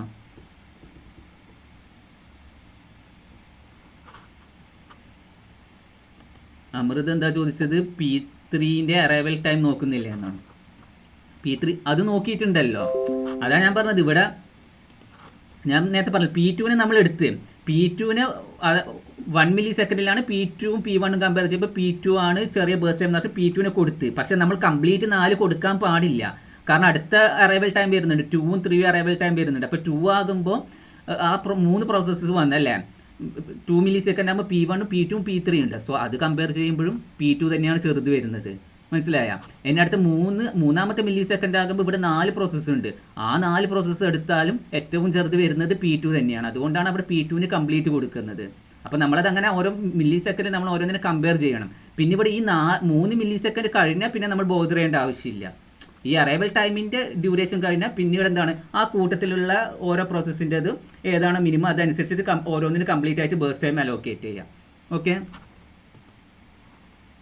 സാർ, ഇവിടെ P1ന് ആ 0 to 1 വന്നത് എന്താണ്? അതല്ല ഞാൻ നേരത്തെ പറഞ്ഞത്. P1ൻ്റെ കേസ് 0 to 1 വന്ന കേസ് എന്ന് പറയുന്നത് P1ൻ്റെ അറൈവൽ ടൈം മറിയം ഇത് കൂട്ടാൻ പറഞ്ഞിട്ടുണ്ടല്ലേ സൈസ് 125 ആക്കും. ഓക്കെ അതായത് P1ൻ്റെ അറൈവൽ ടൈം 0 ആണ്. അപ്പോൾ അതുകൊണ്ട് 0ൽ P1നെ കൊടുത്ത്. പക്ഷേ എന്ന് വെച്ചാൽ 1 മില്ലി സെക്കൻഡ് ആകുമ്പോൾ മറ്റൊരു പ്രോസസ്സ് കൂടി ഉണ്ട്, P1ഉം P2 ഉണ്ട്. അപ്പോൾ നമ്മൾ എന്താ ചെയ്യണ്ടോ, ഈ ഓരോ മില്ലി സെക്കൻഡ്, ഇപ്പോൾ ഇവിടെ 0 1 2 3 എന്നാണ്, ഈ ഓരോ മില്ലി സെക്കൻഡിൽ ഇവിടെ തന്ന ഓരോ അറൈവൽ ടൈമിലും ഏത് പ്രോസസ്സാണ് ബേസ്റ്റ് ടൈം കുറവ് എന്ന് നോക്കണം. സോ ഇവിടെ 1 എന്നുള്ള ആ ഒരു ടൈം എടുക്കുമ്പോൾ ബേസ്റ്റ് ടൈം കുറവ് 4, അതായത് പ്രോസസ് P2നാണ് ബേസ്റ്റ് ടൈം കുറവുള്ളത്. അതുകൊണ്ടാണ് ആ 1 വരെ P1നെ കൊടുത്തിട്ട് പിന്നെ അടുത്തത് P2നെ കൊടുക്കുന്നത്. അശ്വതിക്ക് ക്ലിയർ ആയോ? ഓക്കെ ക്ലിയർ ആയി. അപ്പോൾ അതാണ് പ്രീഎംറ്റീവ് SGF അല്ലെങ്കിൽ ഷോർട്ടസ്റ്റ് റിമൈനിങ് ടൈം ഫസ്റ്റ് എന്നുള്ള കേസ്. ഓക്കെ, മാറിപ്പോകാൻ പാടില്ല ഇത് എടുക്കുക. അപ്പോൾ ഇത് നമ്മൾ ആ അറൈവൽ ടൈമിൻ്റെ കറക്റ്റ് ഓരോ അറൈവൽ ടൈമിൻ്റെ നോക്കിയിട്ട് തന്നെ നമ്മൾ ചെയ്യണം, മനസ്സിലായി? അപ്പോൾ ഇത് ഇപ്പോൾ ഇത് 4 എന്നുള്ളത് ഏറ്റവും ചെറുതായത് കൊണ്ടാണ് P2ന് അവിടെ കംപ്ലീറ്റ് ആയിട്ട് തന്നെ കിട്ടുന്നത്. ചില കേസിൽ വീണ്ടും അതിനെ ഡിവൈഡ് ചെയ്തിട്ടൊക്കെ പോകേണ്ടി വരും. അപ്പോൾ അത് നിങ്ങൾ കറക്റ്റ് അത് നോക്കണം. എന്തായാലും ഇതിന് ശേഷം ഞാൻ പ്രാക്ടീസ് ചെയ്യാൻ വേണ്ടിയിട്ട് ക്വസ്റ്റ്യൻസ് നൽകുക. ഓക്കെ, അപ്പോൾ ഇവിടെ എല്ലായിടത്തും waiting time, average waiting time ഒക്കെ നേരത്തെ ചെയ്തതുപോലെ തന്നെ. അപ്പോൾ ഇവിടെ ഈ കേസിൽ വെയിറ്റിംഗ് ടൈം എത്ര കേസ് വരുന്നത്, ഇപ്പോൾ ഓരോന്നിൻ്റെ കേസ് എടുക്കുമ്പോഴും, ഇപ്പോൾ ഇവിടെ P2ൻ്റെ കേസ് എടുക്കുമ്പോൾ അറൈവൽ ടൈം എന്ന് പറയുന്നത് 1 ആണ് അല്ലേ? അപ്പോൾ P2ൻ്റെ അറൈവൽ ടൈം 1 ആണ്. അതിനെന്താ പറയേണ്ടത്, CPU അസൈൻ ചെയ്ത ടൈമും 1 തന്നെയാണ്. സോ അതിൻ്റെ വെയിറ്റിംഗ് ടൈം എന്ന് പറയുന്നത് 0 ആയിരിക്കും. ഓക്കെ, ഇനി ഇവിടെ P1ൻ്റെ കേസ് എടുക്കുമ്പോഴാണെങ്കിൽ P1ന് ആദ്യം ഇനീഷ്യലി അലോക്കേറ്റ് ചെയ്തിട്ടുണ്ട്. ഇനീഷ്യലി ആദ്യം 1 മില്ലി സെക്കൻഡ് P1ന് കൊടുത്തിട്ടുണ്ട്. പിന്നെ വരുന്നത് 10 ആണ്. അപ്പോൾ നമ്മൾ ഈ ഒരു കേസ്, അതായത് ഇങ്ങനെ പോലെ എന്താ പറയുക, പ്രീഎംറ്റീവിൻ്റെ കേസ് വരുമ്പം ഒരു പ്രോസസ്സ് തന്നെ 2 സ്ഥലത്തേക്ക് ഉണ്ടെങ്കിൽ നമ്മളെപ്പോഴും ചെയ്യേണ്ട കേസ് എന്ന് വെച്ചാൽ അതിൻ്റെ ഇപ്പോൾ ഈ P1 രണ്ടാമത്തെ P1ൻ്റെ സ്റ്റാർട്ടിങ്ങും ആദ്യത്തെ P1ൻ്റെ എൻഡിങ്ങും ഇവർ രണ്ടും തമ്മിലാണ് മൈനസ് ചെയ്യേണ്ടത്, മനസ്സിലായി? ഇതാണ് 10 - 1 എന്നുള്ള കേസ് കൊടുത്തത്. ക്ലിയർ ആയോ? ഓക്കെ, ഇനിയിവിടെ നേരെ മറിച്ച് P3യുടെ അറൈവൽ ടൈം എന്ന് പറയുന്നത് 2 ആണ്. പക്ഷേ P3യുടെ അറൈവൽ ടൈം 2 ആണെങ്കിലും P3ക്ക് CPU അസൈൻ ചെയ്യുന്ന ടൈം എന്ന് പറയുന്നത് 17 ആണ്. സോ അതുകൊണ്ടാണ് ഇവിടെ 17 - 2 എന്ന് ചെയ്തിട്ടുള്ളത്, മനസ്സിലായില്ലേ? അതേപോലെ തന്നെ P4ൻ്റെ കേസ് വരുമ്പോൾ P4ൻ്റെ അറൈവൽ ടൈം 3 ആണ്. പക്ഷേ P4 ആവറേജ് ടൈമിന്റെ ഒന്നുകൂടി ഒന്ന് പറയുമോ? ഓക്കെ, അതായത് ആവറേജ് അറൈവൽ ടൈമിൻ്റെ കേസ് ഓരോന്നിൻ്റെ വെയിറ്റിംഗ് ടൈം ആദ്യം നമുക്ക് ഓരോന്നിൻ്റെ, അതായത് P1ൻ്റെ വെയിറ്റിംഗ് ടൈം എന്ന് പറയുമ്പോൾ P1ന് ശരിക്കും അറൈവൽ ടൈം 0 ആണ് അല്ലേ? അപ്പോൾ അത് സ്റ്റാർട്ടിങ്ങിൽ P1ന് അസൈൻ ചെയ്തിട്ടുണ്ട്. P1ന് 1 മില്ലി സെക്കൻഡ് വരെ അസൈൻ ചെയ്തിട്ടുണ്ട്. പിന്നെ P1ൻ്റെത് തുടങ്ങുന്നത് 10ലാണ് തുടങ്ങുന്നത്, മനസ്സിലായി? അപ്പോൾ ആദ്യം P1ന് 1 മില്ലി സെക്കൻഡ് വരെ ഉണ്ട്, പിന്നീട് സ്റ്റാർട്ട് ചെയ്യുന്നത് 10 എന്ന് പറയുന്ന മില്ലി സെക്കൻഡിലാണ് P1 സ്റ്റാർട്ട് ചെയ്യുന്നത്. സോ ഈ രീതിയിൽ ഒരു പ്രോസസ്സ് തന്നെ 2ആയിട്ട് സ്പ്ലിറ്റ് ചെയ്യുമ്പോൾ ആ 2 എണ്ണം മൈനസ് ചെയ്താൽ മതി. അതായത് ഒരു പ്രോസസ്സ് സ്റ്റാർട്ടിങ്ങിലുണ്ട്, ഇപ്പോൾ ഒരു പ്രോസസ്സ് സ്റ്റാർട്ടിങ് 0 തൊട്ടിട്ട് തന്നെ ഒരു പ്രോസസ്സ് ഉണ്ട്, എന്നിട്ട് അത് സ്റ്റോപ്പ് ചെയ്ത് പിന്നെ വേറൊരു സ്ഥലത്താണ് ആ പ്രോസസ്സ് ഉള്ളതെങ്കിൽ നമ്മൾ ചെയ്യേണ്ട കേസ് എന്ന് വെച്ചാൽ ആ പ്രോസസ്സ് രണ്ടാമത് ബിഗിൻ ചെയ്യുന്ന നമ്പർ, അതായത് 10 മൈനസ് ആ പ്രോസസ്സ് ആദ്യം സ്റ്റോപ്പ് ചെയ്ത ടൈം, അത് രണ്ടും മൈനസ് ചെയ്താൽ ആ പ്രോസസ്സിൻ്റെ വെയിറ്റിംഗ് ടൈം കിട്ടി. സോ ഇവിടെ P1ൻ്റെത് 10 - 1 ചെയ്തപ്പോൾ അതിൻ്റെ വെയിറ്റിംഗ് ടൈം കിട്ടി. ഓക്കെ, 9 എന്നുള്ളതാണ് P1ൻ്റെ വെയിറ്റിംഗ് ടൈം വരുന്നത്. ഇനി P2ൻ്റെ വെയിറ്റിംഗ് ടൈം എന്ന് പറയുമ്പോൾ P2ൻ്റെ അറൈവൽ ടൈം 1 ആണ്, P2ന് ഈ CPU കിട്ടുന്ന ടൈമും 1 ആണ്. അപ്പോൾ അറൈവൽ ടൈമും 1 ആണ്, കിട്ടുന്ന ടൈമും 1 ആണ്. അപ്പോൾ അതെന്താണ്, അത് രണ്ടും മൈനസ് ചെയ്താൽ മതി. 1 - 1, അതായത് നമുക്കിപ്പോൾ ഒരു പ്രോസസ്സിന് അറൈവൽ ടൈമും ഉണ്ട്, അതുപോലെ തന്നെ CPU കൊടുക്കുന്ന ടൈം വേറൊരു ടൈമും കൂടിയുണ്ട്. അപ്പോൾ നമ്മളെപ്പോഴും ചെയ്യേണ്ടത് ആ CPU അസൈൻ ചെയ്യുന്ന time minus arrival time. Okay, അതിന് അടുത്ത കേസ് എന്ന് വെച്ചാൽ P3യുടെ അറൈവൽ ടൈം 2 ആണ്. പക്ഷേ P3ക്ക് ഇവിടെ കിട്ടുന്നത് ഈ CPU കിട്ടുന്ന ടൈം എന്ന് പറയുന്നത് 17 ആണ്. അപ്പോൾ നമ്മൾ എന്താ ചെയ്യേണ്ടത്, 17 - 2 ചെയ്താൽ അതിൻ്റെ, അതായത് P3യുടെ വെയിറ്റിംഗ് ടൈം കിട്ടും. 17 - 2 15 എന്നുള്ളതാണ് കിട്ടുക. ഇനി P4ൻ്റെ അറൈവൽ ടൈം 3 ആണ്. P4ന് CPU അസൈൻ ചെയ്യുന്ന ടൈം എന്ന് പറയുന്നത് 5 ആണ്. സോ P4ൻ്റെ വെയിറ്റിംഗ് ടൈം എന്ന് പറയുന്നത് 5 - 3 2 എന്നുള്ള കേസ് കിട്ടും. അശ്വതി ക്ലിയർ ആയോ? ക്ലിയർ ആയി. ഓക്കെ, അപ്പോൾ ഈ രീതിയിലാണ് ഇതിൻ്റെ അപ്പോൾ ചില സമയം നമുക്ക് ഇതിൻ്റെയൊക്കെ ഈ ആവറേജിനേക്കാൾ ചിലപ്പോൾ ഇതിൽ ഏതെങ്കിലും ഒന്നിൻ്റെ നമ്മളോട് ചോദിക്കുക. ചില സമയം P1ൻ്റെ വെയിറ്റിംഗ് ടൈം എത്ര, ആ രീതിയിലൊക്കെ ആയിരിക്കും ചോദിക്കുക. അല്ലെങ്കിൽ P4ൻ്റെ വെയിറ്റിംഗ് ടൈം എത്ര, കാരണം അത് നമുക്ക് ഡയറക്റ്റ് ചെയ്യാൻ കഴിയില്ല അല്ലേ, ഇതുപോലെ മൈനസ് ചെയ്തിട്ട് എടുക്കേണ്ടത്. സോ അങ്ങനെ ചെയ്ത് അതിനെ സം ചെയ്ത് ബൈ 4 ചെയ്ത് നമുക്ക് അതിൻ്റെ ഇൻ കേസ് P1 അതേപോലെ തന്നെ ഇപ്പോൾ P4 ഇപ്പോൾ പകുതി, അതായത് P4 2 ഇനി കുറച്ച് റിമൈനിങ് ഉണ്ട്, മീൻസ് P1ൻ്റെ മാതിരി തന്നെ. അങ്ങനെ ആണെങ്കിൽ P4ൻ്റെ വെയിറ്റിംഗ് ടൈം നോക്കൽ എങ്ങനെയാണ്? P4ൻ്റെ ചെയ്ത് നോക്കുന്നത്, അതായത് ഇപ്പോൾ ഒരു എക്സാമ്പിൾ പറയുകയാണെങ്കിൽ ഇപ്പം ഓക്കെ. ഇപ്പോൾ ഇവിടെ P4 നമ്പർ വേറെ എത്രയും ആയിക്കോളട്ടെ. അപ്പോൾ P4 ഇപ്പോൾ ഇവിടെ 5 to ഒരു 8 വരെ ഉണ്ട് എന്ന് കരുതാം അല്ലേ. പിന്നെ P4 വരുന്നത് 12 തൊട്ടിട്ടാണെന്ന് കരുതാം. അങ്ങനെയല്ലേ ജുമാൻ ഉദ്ദേശിച്ചത്? അതെ ഇപ്പൊ P1 എങ്ങനെയാണ്, ഇപ്പൊ നമ്മളിപ്പോ 10-1 അതായത് 10 വെച്ചാൽ ഇപ്പം നെക്സ്റ്റ് P1 അടുത്ത് വരുന്നത് അത് 10-1 എടുത്തു. സാധാരണ ബാക്കിയുള്ള പ്രോസസ്സർ അങ്ങനെയല്ലല്ലോ. ഞാനൊരു എക്സാമ്പിൾ പറഞ്ഞാൽ ഇപ്പോൾ പറഞ്ഞ പോലെ തന്നെ ഇപ്പോൾ ഇതായത് P4 5 to 8 വരെയാണ് P4 ആദ്യം ഉള്ളത് എന്ന് വിചാരിച്ചോ. പിന്നെ P4 വരുന്നത് 12 എന്ന് വിചാരിച്ചോ. മനസ്സിലായോ? അപ്പോൾ ആദ്യം 5 to 8 വരെ ഉണ്ട്, പിന്നെ 12 തൊട്ടിട്ടാണ് ഉള്ളത്. അപ്പോൾ നമ്മൾ ചെയ്യേണ്ടത് 12 മൈനസ്, ഓക്കെ 12-4 അല്ലല്ല 12-4 എന്ന് പറയാൻ പറ്റില്ല. എങ്ങനെയാ? അതുപോലെ തന്നെ ഇപ്പൊ P1 നോക്കിയത് അല്ല P1 സ്റ്റാർട്ടിങ്ങിൽ തന്നെ വരുന്നതായതുകൊണ്ടാണല്ല. ഇപ്പോൾ ഇവിടെ P4ന്റെ കേസ് ഞാൻ പറയുന്ന കേസ് എന്ന് വെച്ചാൽ ഇവിടെ 5 to 8 വരെ ആദ്യം P4 ഉണ്ട്, പിന്നെ വരുന്ന കേസ് എന്ന് വെച്ചാൽ 12 to ആണ് വരുന്നത്. അപ്പോൾ നമ്മൾ ചെയ്യേണ്ടത് 12 മൈനസ് പിന്നെ ഇതിൻ്റെ P4ന്റെ സ്റ്റാർട്ടിങ്, അതായത് P4ന് ഇപ്പോൾ ഫസ്റ്റത്തെ കേസ് ഏതാണ് 5 അല്ലേ പറഞ്ഞിട്ടുള്ളത്. P4 ഫസ്റ്റ് 5 ആണ് പറഞ്ഞിട്ടുള്ളത്. അതിൻ്റെ അറൈവൽ ടൈം നോക്കാം. അറൈവൽ ടൈം എത്രയാണ്? 3 ആണ്. അപ്പോൾ നമ്മൾ കൊടുക്കേണ്ട കേസ് എന്ന് പറഞ്ഞാലില്ലേ 12 മൈനസ് ബ്രാക്കറ്റിൽ 5-3. മനസ്സിലായോ? 5-3 അതായത് 12 മൈനസ് എന്ന് പറയുന്നത് ആ P4 ലാസ്റ്റ് സ്റ്റാർട്ട് ചെയ്യുന്ന ടൈമാണ് 12 എന്നുള്ളത്. അത് ഓക്കെ അല്ലേ? അപ്പോൾ 12 നമ്മൾ ഇട്ട് അതിനുശേഷം എന്ന് വെച്ചാൽ P4 ഫസ്റ്റ് എക്സാമ്പിൾ സാർ ഒന്ന് പിന്നെ ക്ലാസ് കഴിഞ്ഞിട്ട് ഒന്ന് നമ്മൾ ഇതിൽ ഇട്ടാൽ മതി. അല്ല ഇപ്പം ഞാൻ പറഞ്ഞത് തന്നെ നിങ്ങളൊന്ന് നോട്ട് എല്ലാവരുടെ കയ്യിലും ഉണ്ടോ? ഇപ്പം ഞാൻ ജസ്റ്റ് പറഞ്ഞ രീതിയിലൊന്ന് എഴുതി, ജസ്റ്റ് ഒന്ന് റഫായിട്ടൊന്ന് വരച്ചു നോക്കി. അതായത് P4 എന്നുള്ള കേസ് എന്ന് വെച്ചാൽ ഇവിടെ 5 to 8 വരെ P4 എന്ന് ജസ്റ്റ് ഇവിടെ കൺസിഡർ ചെയ്യാം. 5 to 8 വരെ P4, ഓക്കെ. ഇത് വേറെ പ്രോസസ്സൊന്നും നിങ്ങൾ കൺസിഡർ ചെയ്യേണ്ട. 5 to 8 വരെ P4, അതിനുശേഷം പിന്നെ P4 തുടങ്ങുന്നത് 12 മുതലാണ്. അത്ര മാത്രം, അത് മാത്രം നോട്ട്. 5 to 8 വരെ ആദ്യം P4 വന്ന് പിന്നീട് P4 സ്റ്റാർട്ട് ചെയ്യുന്നത് 12 ആണെങ്കിൽ അങ്ങനെ ഒരു കേസാണല്ലോ ജുമാന ചോദിച്ചത്. ഒരു എക്സാമ്പിൾ. അങ്ങനെ ഒരു കേസ് ആണെങ്കിൽ നമ്മൾ ചെയ്യേണ്ട കേസ് എന്ന് വെച്ചാൽ ആ P4 അല്ലെങ്കിൽ ഏത് പ്രോസസ്സ് ആണെങ്കിലും പിന്നീട് സ്റ്റാർട്ട് ചെയ്യുന്ന നമ്പർ ഉണ്ടാവും, ലാസ്റ്റ് സ്റ്റാർട്ട് ചെയ്യുന്ന നമ്പർ ഉണ്ടാവുമല്ലോ, അത് എത്രയാണ്? 12 അല്ലേ വരുന്നത്. ആ 12നെ എഴുതുക, ഓക്കെ. 12 എഴുതി മൈനസ് പിന്നീട് നമ്മൾ ഫസ്റ്റ് പറഞ്ഞ കേസ് എന്താണ്? അത് 5-ലാണ് സ്റ്റാർട്ട് ചെയ്യുന്നതെന്ന് പറഞ്ഞല്ലേ. P4 ഫസ്റ്റ് വരുന്നത് 5-ലാണ്. അപ്പോൾ 12 മൈനസ് ചെയ്ത് 5-ലാണ് ഫസ്റ്റ് സ്റ്റാർട്ട് ചെയ്യുന്നതെന്ന് പറഞ്ഞു. പക്ഷേ ഇതിൻ്റെ അറൈവൽ ടൈം എത്രയാണ്? 3 ആണ്. അപ്പോൾ 5-3 എന്നുള്ള കേസ്. അപ്പോൾ എപ്പോഴും ചെയ്യേണ്ട കേസ് വെച്ചാൽ ഇതുപോലെ ഈ സ്റ്റാർട്ടിങ് അല്ലാതെ 2 പ്രോസസ്സ് വരികയാണെങ്കിൽ നമ്മൾ ചെയ്യേണ്ട കേസ് എന്ന് വെച്ചാൽ രണ്ടാമത്തെ പ്രോസസ്സ്, അതായത് പ്രോസസ്സ് രണ്ടാമത് വരുന്നതിൻ്റെ സ്റ്റാർട്ടിങ് ടൈം മൈനസ് പ്രോസസ്സ് ആദ്യം വരുന്നതിൻ്റെ സ്റ്റാർട്ടിങ് ടൈം ഉണ്ടാവില്ല, ആ സ്റ്റാർട്ടിങ് ടൈം മൈനസ് അതിൻ്റെ അറൈവൽ ടൈം. അപ്പോൾ ഇവിടെ വരുന്നത് 12 മൈനസ് ബ്രാക്കറ്റിൽ 5-3. ക്ലിയർ ആയോ? ഓക്കെ. അപ്പോൾ അങ്ങനെയാണ് വരുന്നത്. അതെല്ലാം ഇപ്പോൾ പറഞ്ഞത് എല്ലാവർക്കും ക്ലിയർ ആയിട്ടില്ല. അത് ജസ്റ്റ് ഒന്ന് നോട്ട് ചെയ്തേ ആ ഒരു ഡൗട്ട് ഉള്ളത്. എന്തായാലും ഞാൻ ആ ടൈപ്പുള്ള പോലത്തെ ക്വസ്റ്റ്യൻസ് എന്തായാലും നിങ്ങൾക്ക് ചെയ്യിപ്പിക്കാം. ഓക്കെ, എല്ലാവർക്കും ക്ലിയർ അല്ലേ? ഓക്കെ. അപ്പോൾ അത് P1 പിന്നെ നമ്മൾ ഇനീഷ്യലി 0-ൽ തന്നെ വന്നതുകൊണ്ടാണ് അങ്ങനെ പറഞ്ഞത്. ഓക്കെ, അപ്പോൾ ഈ രീതിയിൽ നമ്മൾ അതിനെ ചെയ്ത് SGF അതുപോലെ തന്നെ ഷോർട്ടസ്റ്റ് റിമൈനിങ് ഫസ്റ്റ് എന്നുള്ള കേസ്. അപ്പോൾ ഇവിടെ SGFL ഒരു ഒപ്റ്റിമൽ ആൽഗരിതാണ്. കാരണം SGF FCFSലും ചെയ്ത് നോക്കുമ്പോൾ SGFന് നമുക്ക് മിനിമം ആവറേജ് വെയിറ്റിംഗ് ടൈം കിട്ടും. ഇനി ഈ കേസ് വരുമ്പോൾ അതായത് SRTF ചെയ്യുമ്പോൾ അതിനേക്കാൾ ആവറേജ് ടൈമിൽ കുറവ് സംഭവിക്കും. നേരത്തെ ഇപ്പോൾ ആവറേജ് ടൈം നമുക്ക് 7 millisecond കിട്ടിയ സ്ഥാനത്ത് ആ സെയിം പ്രോബ്ലം തന്നെ ഇതിൽ ചെയ്യുമ്പോൾ നമുക്ക് അതിനേക്കാളും കുറഞ്ഞിട്ട് കിട്ടും. ഓക്കെ, അപ്പോൾ എപ്പോഴും ഓർത്ത് വെക്കുക പ്രിഎംറ്റീവ് SGF ആണ് ഷോർട്ടസ്റ്റ് റിമൈനിങ് ടൈം ഫസ്റ്റ് എന്നുള്ള കേസ്, SRTF എന്നുള്ള കേസ്. ഓക്കെ, ഇനി അടുത്ത കേസ് പ്രയോറിറ്റി സ്കെഡ്യൂളിംഗ്. പ്രയോറിറ്റി സ്കെഡ്യൂളിങ്ങിൽ ഇത്രയേ ഉള്ളൂ, ഓരോ പ്രോസസ്സിനും ഒരു പ്രയോറിറ്റി കൊടുത്തിട്ടുണ്ടാവും.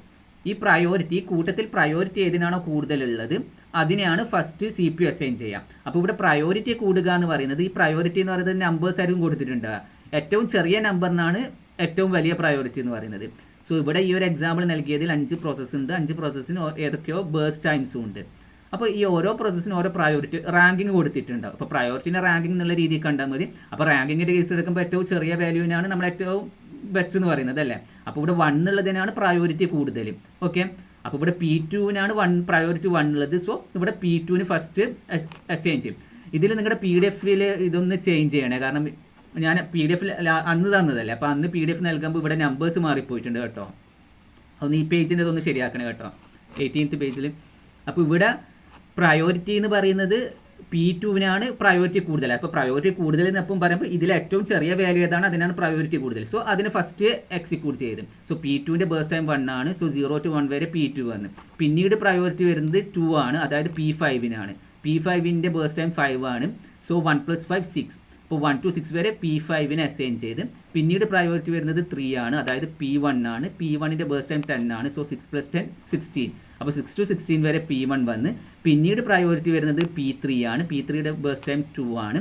സോ 16 to 18 വരെ P3 വന്ന്. ലാസ്റ്റ് പ്രയോറിറ്റി വരുന്നത് P4 ആണ്, അതിൻ്റെ ബേസ്റ്റ് ടൈം 1 ആണ്. സോ 18 to 19 വരെ P4 വന്നു. സോ ഇതെന്താണ്, ഇപ്പോൾ നമ്മൾ നൽകിയത് എന്താണ്, നോൺ പ്രിയംറ്റീവ് ആണ് അല്ലേ. അപ്പോൾ ഇതിപ്പോൾ പറഞ്ഞ കേസ് മനസ്സിലായില്ലേ, പ്രയോറിറ്റി മനസ്സിലായില്ലേ? ഓക്കെ. അപ്പോൾ നേരത്തെ ചെയ്തതുപോലെ തന്നെ അതിൻ്റെ അത് നമുക്ക് ആവറേജ് വെയിറ്റിംഗ് ടൈം ഒക്കെ കണ്ടുപിടിക്കാൻ പറ്റും. ഇതിപ്പോൾ നോർമലി FCFSലെല്ലാം ചെയ്ത പോലെ തന്നെ. ഇപ്പോൾ P2-ൻ്റെ കേസ് ആണെങ്കിലും എത്ര 0 വരും, അതുപോലെ P5-ന് 1 വരും, P1-ന് 6 വരും, P3-ക്ക് 16 വരും, P4-ന് 18 വരും. അത് ആഡ് ചെയ്ത് ബൈ 5 എന്ന് ചെയ്താൽ നമുക്ക് അതിൻ്റെ ആവറേജ് കിട്ടും. അതാണ് ഇവിടെ 8.2 എന്ന് നൽകിയിട്ടുള്ളത്. ഓക്കെ. അപ്പോൾ ഇതിൽ വേറൊരു കേസ് ആലോചിക്കേണ്ട കേസ് എന്ന് വെച്ചാൽ പ്രയോറിറ്റി സ്കെഡ്യൂളിങ്ങിൻ്റെ, അത് തിയറി ആയിട്ട് നമുക്ക് ചോദിക്കാവുന്നതാണ്. പ്രയോറിറ്റി സ്കെഡ്യൂളിങ്ങിൻ്റെ ഒരു ഡിസഡ്വാൻറ്റേജ് അല്ലെങ്കിൽ പ്രോബ്ലം എന്ന് പറയുന്നത് സ്റ്റാർവേഷൻ. ഇവിടെ ഇൻഡെഫിനിറ്റ് ബ്ലോക്കിംഗ് ഓർ സ്റ്റാർവേഷൻ എന്ന് പറയുന്നത്, ഇതിൽ പ്രയോറിറ്റി കുറഞ്ഞ പ്രോസസ്സാണെങ്കിൽ അത് കുറേ സമയം വെയിറ്റ് ചെയ്യേണ്ടി വരും. അല്ല, ഇപ്പോൾ നമുക്ക് കുറേ 100 കണക്കിന് പ്രോസസ്സ് ഉണ്ട്. അപ്പോൾ അതിൻ്റെ ഇപ്പോൾ 100ാമത്തെ പ്രയോറിറ്റി ഉള്ള പ്രോസസ്സിൻ്റെ ബേസ്റ്റ് ടൈം ചിലപ്പോൾ വളരെ ചെറുതായിരിക്കും. പക്ഷേ അതിനേക്കാൾ മുന്നേ ഉള്ളതൊക്കെ ബേസ്റ്റ് ടൈം വളരെ കൂടുതലുള്ളതായിരിക്കും. പക്ഷേ അത് കുറേ ടൈം ഇൻഡെഫിനിറ്റ്ലി അത് വെയിറ്റ് ചെയ്തുകൊണ്ട് നിൽക്കേണ്ടി വരും. ആ ഒരു പ്രോസസ്സിനെ പറയുന്നതാണ് സ്റ്റാർവേഷൻ എന്നുള്ള കേസ്. അപ്പോൾ അത് ഒന്ന് ഓർത്ത് വെക്കുക. അപ്പോൾ സ്റ്റാർവേഷൻ എന്നുള്ള കേസ് വരുന്നത് പ്രയോറിറ്റി സ്കെഡ്യൂളിങ്ങിലാണ്. അപ്പോൾ സ്റ്റാർവേഷൻ എന്ന് പറയുന്നത് ഒരു പ്രോസസ്സ് ലാസ്റ്റിൽ പ്രയോറിറ്റി കുറഞ്ഞ പ്രോസസ്സ് കുറേ സമയം വെയിറ്റ് ചെയ്യേണ്ടി വരും. അതിനെയാണ് സ്റ്റാർവേഷൻ എന്ന് പറയുന്നത്. അപ്പോൾ ഈ സ്റ്റാർവേഷനെ എന്താ പറയേണ്ടത്, ഓവർകം ചെയ്യാൻ വേണ്ടിയിട്ടുള്ള മെത്തേഡാണ് ഏജിങ് എന്നുള്ള കേസ് പറയുന്നത്. അപ്പോൾ ആ കേസ് ഓർത്ത് വെക്കുക. അപ്പോൾ സ്റ്റാർവേഷനാണ് പ്രയോറിറ്റി സ്കെഡ്യൂളിങ്ങിൻ്റെ ഒരു മേജർ ലിമിറ്റേഷൻ അല്ലെങ്കിൽ ഔട്ട്കം എന്ന് പറയുന്നത്. അതിനെ ഓവർകം ചെയ്യാൻ വേണ്ടിയിട്ടുള്ള മെത്തേഡാണ് ഏജിങ് എന്ന് പറയുന്നത്. അപ്പോൾ ഏജിങ് എന്ന് പറയുന്ന കേസ് എന്ന് പറയുന്നത് കുറേ സമയം വെയിറ്റ് ചെയ്യുന്ന പ്രോസസ്സ് ഉണ്ടെങ്കിൽ അത് വെയിറ്റ് ചെയ്യുന്ന ടൈം അനുസരിച്ച് അതിനെ ഗ്രാജുവലി അതിൻ്റെ പ്രയോറിറ്റി കൂട്ടിക്കൊണ്ടുവരാം. മനസ്സിലായോ? അപ്പോൾ കുറേ ടൈം വെയിറ്റ് ചെയ്യുന്ന പ്രോസസ്സിൻ്റെ പ്രയോറിറ്റി ഇൻക്രീസ് ചെയ്ത് വരുന്ന ഫിനോമിനെയാണ് ഏജിങ് എന്ന് പറയുന്നത്. അപ്പോൾ സ്റ്റാർവേഷന് ഉണ്ടാകുന്നത് പ്രയോറിറ്റി സ്കെഡ്യൂളിങ്ങിലാണ്. അത് ഓവർകം ചെയ്യാനുള്ള ടെക്നിക്കാണ് ഏജിങ്. അപ്പോൾ ഇത് വളരെ ഇമ്പോർട്ടൻ്റ് ആയിട്ട് ഓർത്ത് വെക്കുക. നമുക്ക് തിയറി ക്വസ്റ്റ്യൻ ആയിട്ട് ചോദിക്കാം. ഓക്കെ, ക്ലിയർ അല്ലേ?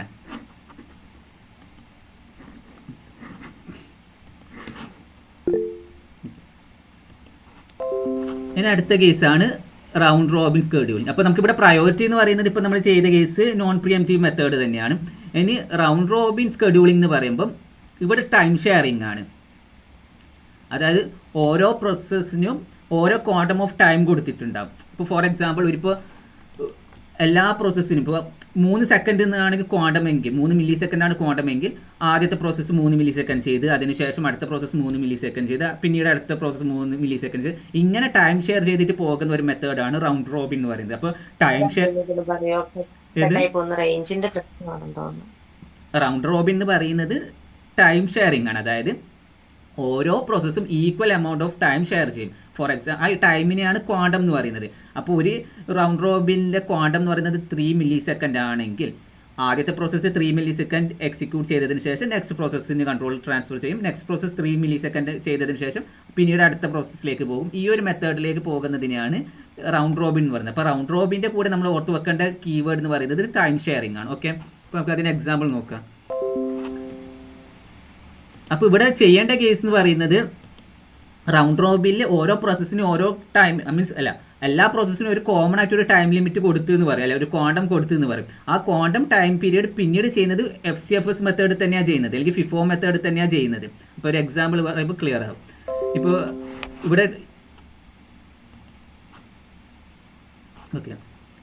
ഇപ്പോൾ ടൈം ക്വാണ്ടത്തിൻ്റെ ക്യൂ എന്നുള്ള ഇതാണ് നമ്മൾ റെപ്രസെൻറ്റ് ചെയ്യുന്നത്. അപ്പോൾ നോർമലി ടൈം ക്വാണ്ടം എന്ന് പറയുന്നത് 10-നും 100-നും ഇടയിലായിരിക്കും കൊടുക്കുക. 10 to 100 മില്ലി സെക്കൻഡ്സിന് ഇടയിലായിരിക്കും നോർമലി ക്യൂ എന്നുള്ള കേസ് കൊടുക്കുന്നത്. ഓക്കെ, അപ്പോൾ ഇവിടെ ഒരു എക്സാമ്പിൾ നൽകി. നമുക്ക് 3 പ്രോസസ്സ് ഉണ്ട്. 3 പ്രോസസ്സിന് ബേസ്റ്റ് ടൈം ഉണ്ട്.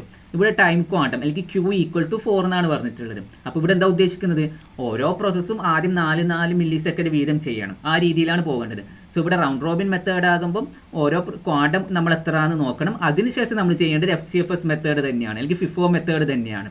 അതായത് ആദ്യം വന്ന പ്രോസസ്സ്, ഇപ്പോൾ ഇവിടെ P1 P2 P3 ആദ്യം വന്ന പ്രോസസ്സ് P1 ആണ്, പിന്നെ P2 പിന്നെ P3, ഈ ഒരു ഓർഡറിലാണ് പ്രോസസ്സസ് വന്നതെന്ന് വിചാരിച്ചോ.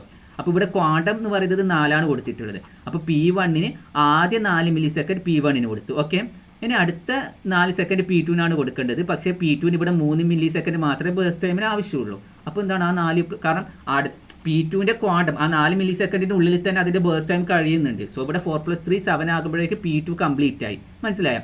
പിന്നീട് വരുന്നത് പ്രോസസ്സ് എന്ന് പറയുന്നത് P3 ആണ്. P3നും ക്വാണ്ടം 4 മില്ലി സെക്കൻഡ് ഉണ്ടെങ്കിലും അതിൻ്റെ ബേസ്റ്റ് ടൈം എന്ന് പറയുന്നത് 3 ആണ്. സോ അവിടെ 7+3 10 ആകുമ്പോൾ വീണ്ടും P3യും കംപ്ലീറ്റ് ആയി. ഇനി റിമൈനിങ് ഉള്ളത് P1 ആണ്. അപ്പോൾ P1 4 ഓൾറെഡി യൂസ് ചെയ്ത് കഴിഞ്ഞ് ഇനി 20 ബാക്കിയുള്ളത്. ഈ 20 വീണ്ടും 4 മില്ലി സെക്കൻഡായി ഡിവൈഡ് ചെയ്തുകൊണ്ടേയിരിക്കും. അതായത് 10 to 14 സെക്കൻഡ് വരെ ഒരു P1 ചെയ്ത് അതിനുശേഷം വീണ്ടും P1 മാത്രമേ നമുക്ക് ബാക്കിയുള്ളൂ. പിന്നെയും 14 to 18 വരെയും P1 തന്നെ, 18 to 22, 22 to 26, 26 to 30. ഈ ഒരു രീതിയിലാണ് പോകുന്നത്. കാരണം ഇവിടെ P2 P3 അതിൻ്റെ മുന്നേ കഴിഞ്ഞത് കൊണ്ടാണ്. ഇനിയിപ്പോൾ ഇവിടെ നമുക്ക് നൽകിയത് ഇപ്പോൾ P2 ഒരു വലിയ നമ്പർ 6 നൽകി, P3 7 എന്നൊക്കെ നൽകിയ വീണ്ടും ഇതേപോലെ തന്നെ P1 ശേഷം P1 4 കഴിഞ്ഞാൽ P2 4 ഉണ്ടാവും, അതിനുശേഷം P3 4 ഉണ്ടാവും, വീണ്ടും P1 4 ഉണ്ടാവും. ആ രീതിയിലാണ് പോവുക. അപ്പോൾ പറഞ്ഞത് ക്ലിയർ ആയോ? ക്ലിയർ അല്ല അത്?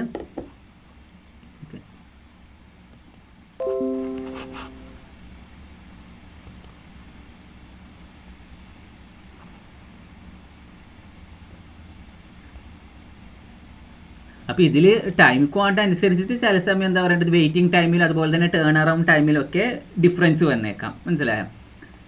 അപ്പോൾ ഇതിൽ ബാക്കി ഇതൊക്കെ എക്സ്ട്രാ റീഡിംഗ് എന്നുള്ള കേസിൽ മാത്രം കൊടുക്കുകയാണ്. അപ്പോൾ ഇതിൻ്റെ കേസിലും നമ്മൾ ഇതേപോലെ തന്നെ നോർമലി ചെയ്ത പോലെ തന്നെ ആയിരിക്കും വെയിറ്റിംഗ് ടൈമൊക്കെ കണ്ടുപിടിക്കേണ്ടത്. അപ്പോൾ ഇവിടെ ഇപ്പോൾ ജുമാന പറഞ്ഞ കേസൊക്കെ വരുന്നുണ്ട് അല്ലെ, വെയിറ്റിംഗ് ടൈം അല്ലെ. ഇവിടെ ഇപ്പോൾ ഈ 2 ഓൾറെഡി തീർന്നു കഴിഞ്ഞു. ഇതിൻ്റെ ഇടയിൽ 2 വീണ്ടും വരുന്നുണ്ടെങ്കിലാണ് നേരത്തെ പറഞ്ഞ പോലെ വെയിറ്റിംഗ് ടൈം കണ്ടുപിടിക്കേണ്ടത്. ഓക്കെ, അപ്പോൾ ഇതിപ്പോൾ ക്ലിയർ അല്ലേ റൗണ്ട് റോബിൻ? അപ്പോൾ റൗണ്ട് റോബിൻ സ്കെഡ്യൂളിങ്ങിൽ ഓർത്ത് വെക്കേണ്ടത് എന്ന് വെച്ചാൽ ടൈം ഷെയറിംഗ് എന്നുള്ള കേസാണ്. നേരെ മറിച്ച് SGFൻ്റെ കേസിലും അതുപോലെ തന്നെ SRTF ഷോർട്ടസ്റ്റ് റിമൈനിങ് ടൈം ഫസ്റ്റിൽ ഓർത്ത് വെക്കേണ്ടതാണ് സ്റ്റാർവേഷനും അതുപോലെ തന്നെ ഏജിങ് എന്നുള്ള കേസ്. ഓക്കെ, അതുപോലെ ഒപ്റ്റിമൽ ആയിട്ട് വരുന്നതാണ് ഈ SGF എന്ന് പറയുന്നത്, ഷോർട്ടസ്റ്റ് ജോബ് ഫസ്റ്റ് എന്നുള്ള കേസ്. ഇനി അടുത്ത 2 കേസ് എന്ന് വെച്ചാൽ അത് ന്യൂമറിക്കൽ അല്ല ചോദിക്കുക, അത് തിയറി ഓറിയൻറ്റഡ് ആയിട്ട് അറിഞ്ഞിരിക്കേണ്ട കേസാണ്. നമുക്കിപ്പോൾ ന്യൂമറിക്കലി ചോദിക്കുന്നത് ഇപ്പോൾ ഈ പറഞ്ഞ 4 കേസാണ്. ഇതൊക്കെയാണ് FCFSൻ്റെ കേസ്. അത് ന്യൂമറിക്കലി അതുപോലെ തന്നെ ഇതെങ്ങനെ പ്രോസസ്സ് എങ്ങനെ ചെയ്യാന്നുള്ള ഓർഡറും ചോദിക്കുന്നത് ഈ 3 എണ്ണമാണ്. FCFS, SGF, അതിൻ്റെ SGFൻ്റെ തന്നെ ഒരു അതർ വേർഷനായ SRTF, അതുപോലെ തന്നെ പ്രയോറിറ്റി സ്കെഡ്യൂളിംഗ്, റൗണ്ട് റോബിൻ. ഈ 5 എണ്ണത്തിലാണ് നമുക്ക് പ്രോബ്ലം ഓറിയൻറ്റഡ് ആയിട്ട് വരിക. മറ്റേ ലാസ്റ്റ് 2 എണ്ണം നമ്മൾ ജസ്റ്റ് തിയറി ഓറിയൻറ്റഡ് ആയിട്ട് മാത്രം നോക്കിയാൽ മതി. അത് അങ്ങനെ അറിയേണ്ട ആവശ്യമുള്ളൂ. അപ്പോൾ ഇവിടെ മൾട്ടി ലെവൽ ക്യൂ സ്കെഡ്യൂളിംഗ് എന്ന് പറയുന്ന കേസ് എന്ന് വെച്ചാൽ നമ്മൾ ഇത്രയും നേരം ചെയ്തത് ഇപ്പോൾ റെഡി ക്യൂ എന്ന് പറയുന്നത് ഒരു സിംഗിൾ ക്യൂ ആയിരിക്കും ഉണ്ടാകാം. ആ സിംഗിൾ ക്യൂവിൽ തന്നെയായിരിക്കും പ്രോസസ്സ് അല്ലെങ്കിൽ CPU അസൈൻ ചെയ്യാൻ വേണ്ടിയിട്ടുള്ള പ്രോസസ്സ് വെയിറ്റ് ചെയ്യുന്നുണ്ടാകാം. അപ്പോൾ ആ പ്രോസസ്സിന് CPU അസൈൻ ചെയ്യേണ്ട പല മെത്തേഡ്സാണ് നമ്മൾ കണ്ടത്. പക്ഷേ ഈ മൾട്ടി ലെവൽ ക്യൂ സ്കെഡ്യൂളിംഗ് എന്ന് പറയുമ്പോൾ ഇവിടെ പ്രോസസ്സിനെ ഡിഫറെൻറ്റ് ഗ്രൂപ്പ്സ് അല്ലെങ്കിൽ ഡിഫറെൻറ്റ് ക്യൂവിലായിരിക്കും ഉണ്ടാകുക. അതായത് റെഡി ക്യൂവിനെ തന്നെ സെപ്പറേറ്റ് ക്യൂസ് ആയിട്ട് ഡിവൈഡ് ചെയ്തിട്ടുണ്ടാവും. നോർമലി റെഡി ക്യൂവിനെ ഈ മൾട്ടി ലെവൽ ക്യൂവിൽ ഡിവൈഡ് ചെയ്യുന്നത് 2 ടൈപ്പ് ഓഫ് ക്യൂ ആയിട്ടാണ്, ഫോർഗ്രൗണ്ട് ക്യൂ അല്ലെങ്കിൽ ഇൻറ്ററാക്റ്റീവ് ക്യൂ, അതുപോലെ തന്നെ ബാക്ക്ഗ്രൗണ്ട് ക്യൂ അല്ലെങ്കിൽ ബാച്ച് ക്യൂ. അപ്പോൾ ഈ ഫോർഗ്രൗണ്ട് ക്യൂ എന്ന് പറയുന്നത് തന്നെ ചില സമയം ഒന്നിലധികം ഫോർഗ്രൗണ്ട് ക്യൂസ് ഉണ്ടാകുക. ഈ ബാക്ക്ഗ്രൗണ്ട് ക്യൂ എന്ന് പറയുന്നതും ചിലപ്പോൾ ഒന്നോ അല്ലെങ്കിൽ അധികമോ ഉണ്ടാകും. ബാക്ക്ഗ്രൗണ്ട് ക്യൂ അധികം ഒന്നായിരിക്കും, ഫോർഗ്രൗണ്ട് ആയിട്ട് കൂടുതലുണ്ടാകും. മനസ്സിലായോ? അപ്പോൾ ഇവിടെ റെഡി ക്യൂവിനെ ഒന്നിലധികം ക്യൂസായിട്ട് ക്ലാസിഫൈ ചെയ്യുകയാണ് മൾട്ടി ലെവൽ ക്യൂവിൽ ചെയ്യുന്നത്. മാത്രമല്ല ഈ ഓരോ ക്യൂവിനും ഓരോ ടൈപ്പ് ഓഫ് സ്കെഡ്യൂളിംഗ് ആൽഗരിതം ആയിരിക്കും. അതായത് നമ്മൾ നേരത്തെ പഠിച്ച 5 ടൈപ്പ് ഓഫ് സ്കെഡ്യൂളിംഗ് ആൽഗരിതം ഇല്ലേ, അതിലേതെങ്കിലും ഒന്നായിരിക്കും ഒരു ക്യൂവിന് ഉണ്ടാകുക, മറ്റൊരു ക്യൂവിന് വേറൊന്നായിരിക്കും ഉണ്ടാകുക. അതാണ് മൾട്ടി ലെവൽ ക്യൂ എന്ന് പറയുന്നത്. അപ്പോൾ ഇവിടെ നോർമലി ഫോർഗ്രൗണ്ട് ബാക്ക്ഗ്രൗണ്ട് ഈ രീതിയിലാണ് 2 ക്യൂ ആയിട്ട് ക്ലാസിഫൈ ചെയ്തിട്ടുണ്ട്. ഈ ഫോർഗ്രൗണ്ടിൽ തന്നെ വീണ്ടും വേറെ ക്യൂസ് ഉണ്ടാകാം. ഓക്കെ, അപ്പോൾ ഇതിൽ തന്നെ എപ്പോഴും ഫോർഗ്രൗണ്ടിൽ ജനറലി യൂസ് ചെയ്യുന്ന ആൽഗരിതം എന്ന് പറയുന്നത് റൗണ്ട് റോബിൻ ആൽഗരിതമാണ്.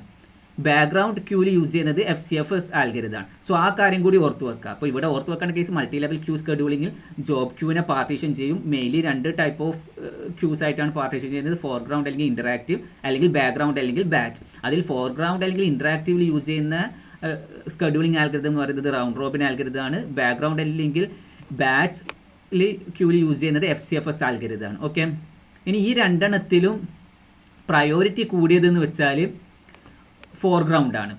അപ്പോൾ ഇതിൽ ക്യൂവിൽ തന്നെ പ്രയോറിറ്റി കൂടിയത് ഫോർഗ്രൗണ്ടാണ്. അപ്പോൾ പ്രയോറിറ്റി കൂടിയത് ഫോർഗ്രൗണ്ട് എന്ന് പറയുമ്പോൾ ആദ്യം എന്ന് വെച്ചാൽ ഇതിലെ പ്രയോറിറ്റി കൂടി, അതായത് ഫോർഗ്രൗണ്ടിലുള്ള പ്രോസസ്സിനെ ആദ്യം CPU-ലേക്ക് അസൈൻ ചെയ്യും. ഏത് യൂസ് ചെയ്തിട്ട് RR യൂസ് ചെയ്തിട്ട് അസൈൻ ചെയ്യും. അതിനുശേഷം ബാക്ക്ഗ്രൗണ്ടിലുള്ള പ്രോസസ്സിനെ FCFS യൂസ് ചെയ്തിട്ട് അസൈൻ ചെയ്യും. ഈ രീതിയാണ് ചെയ്യുന്നത്. ഓക്കെ, ഇവിടെ പിന്നെ ഓർത്ത് വെക്കേണ്ട കേസ് എന്ന് പറയുന്നത് ഇവിടെ 80% ഫോർഗ്രൗണ്ടിന് വേണ്ടിയിട്ടാണ് കൊടുക്കുക, 20% മനസ്സിലായി, 20% ബാക്ക്ഗ്രൗണ്ടിന് വേണ്ടിയിട്ട് കൊടുക്കുന്നത് ടൈമിൻ്റെ കേസിൽ. അപ്പോൾ ടൈം സ്ലൈസ് 80% ഫോർഗ്രൗണ്ട് ക്യൂവിനാണ് കിട്ടുന്നത്, 20% മാത്രമാണ് FCFSന് കിട്ടുന്നത്.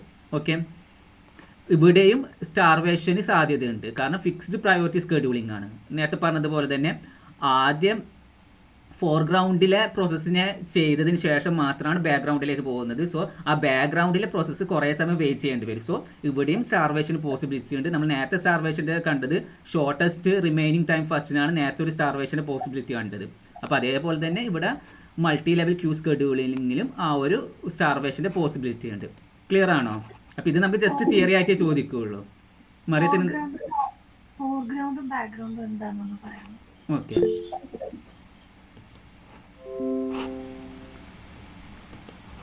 അതായത് ഈ ഫോർഗ്രൗണ്ട് ഇപ്പോൾ ഇവിടെ കാണിച്ചത് സിസ്റ്റം പ്രോസസ്സ്, ഇൻട്രാക്റ്റീവ് പ്രോസസ്സ്, പിന്നെ interactive editing process, student process എന്നെല്ലാം കഴിച്ച്. അപ്പോൾ ഇവിടെ നമ്മൾ നോർമലി നമുക്ക് കിട്ടേണ്ട, അതായത് ഫസ്റ്റ് ഡയറക്റ്റ് കിട്ടേണ്ട കാര്യങ്ങളാണ് ഇവിടെ ഫോർഗ്രൗണ്ട് എന്ന് പറയുന്നത്. ഇപ്പോൾ ബാക്ക്ഗ്രൗണ്ട് എന്ന് പറയുന്നത് എന്ന് വെച്ചാൽ അൺഇമ്പോർട്ടൻ്റ് ആയിട്ട്, അതായത് നമ്മൾ യൂസർ ഡയറക്റ്റ് എടുക്കാത്ത കാര്യങ്ങൾ ഉണ്ടാവുമല്ല, അതായത് ഈ മെയിൻ ആയിട്ടുള്ള കാര്യങ്ങൾ. ഓക്കെ, സ്ക്രീനിൽ ഡിസ്പ്ലേ ഉണ്ടോ? എന്താ ചോദിച്ചത്? സ്ക്രീനിൽ ഡിസ്പ്ലേ ഉണ്ടോ ഇപ്പോ? PDF കാണുന്നുണ്ടോ? എല്ലാവർക്കും കാണുന്നില്ലേ? എല്ലാവർക്കും PDF കാണുന്നില്ലേ അല്ലേ? മറിയത്തിന് കാണുന്നില്ല? ഇല്ല.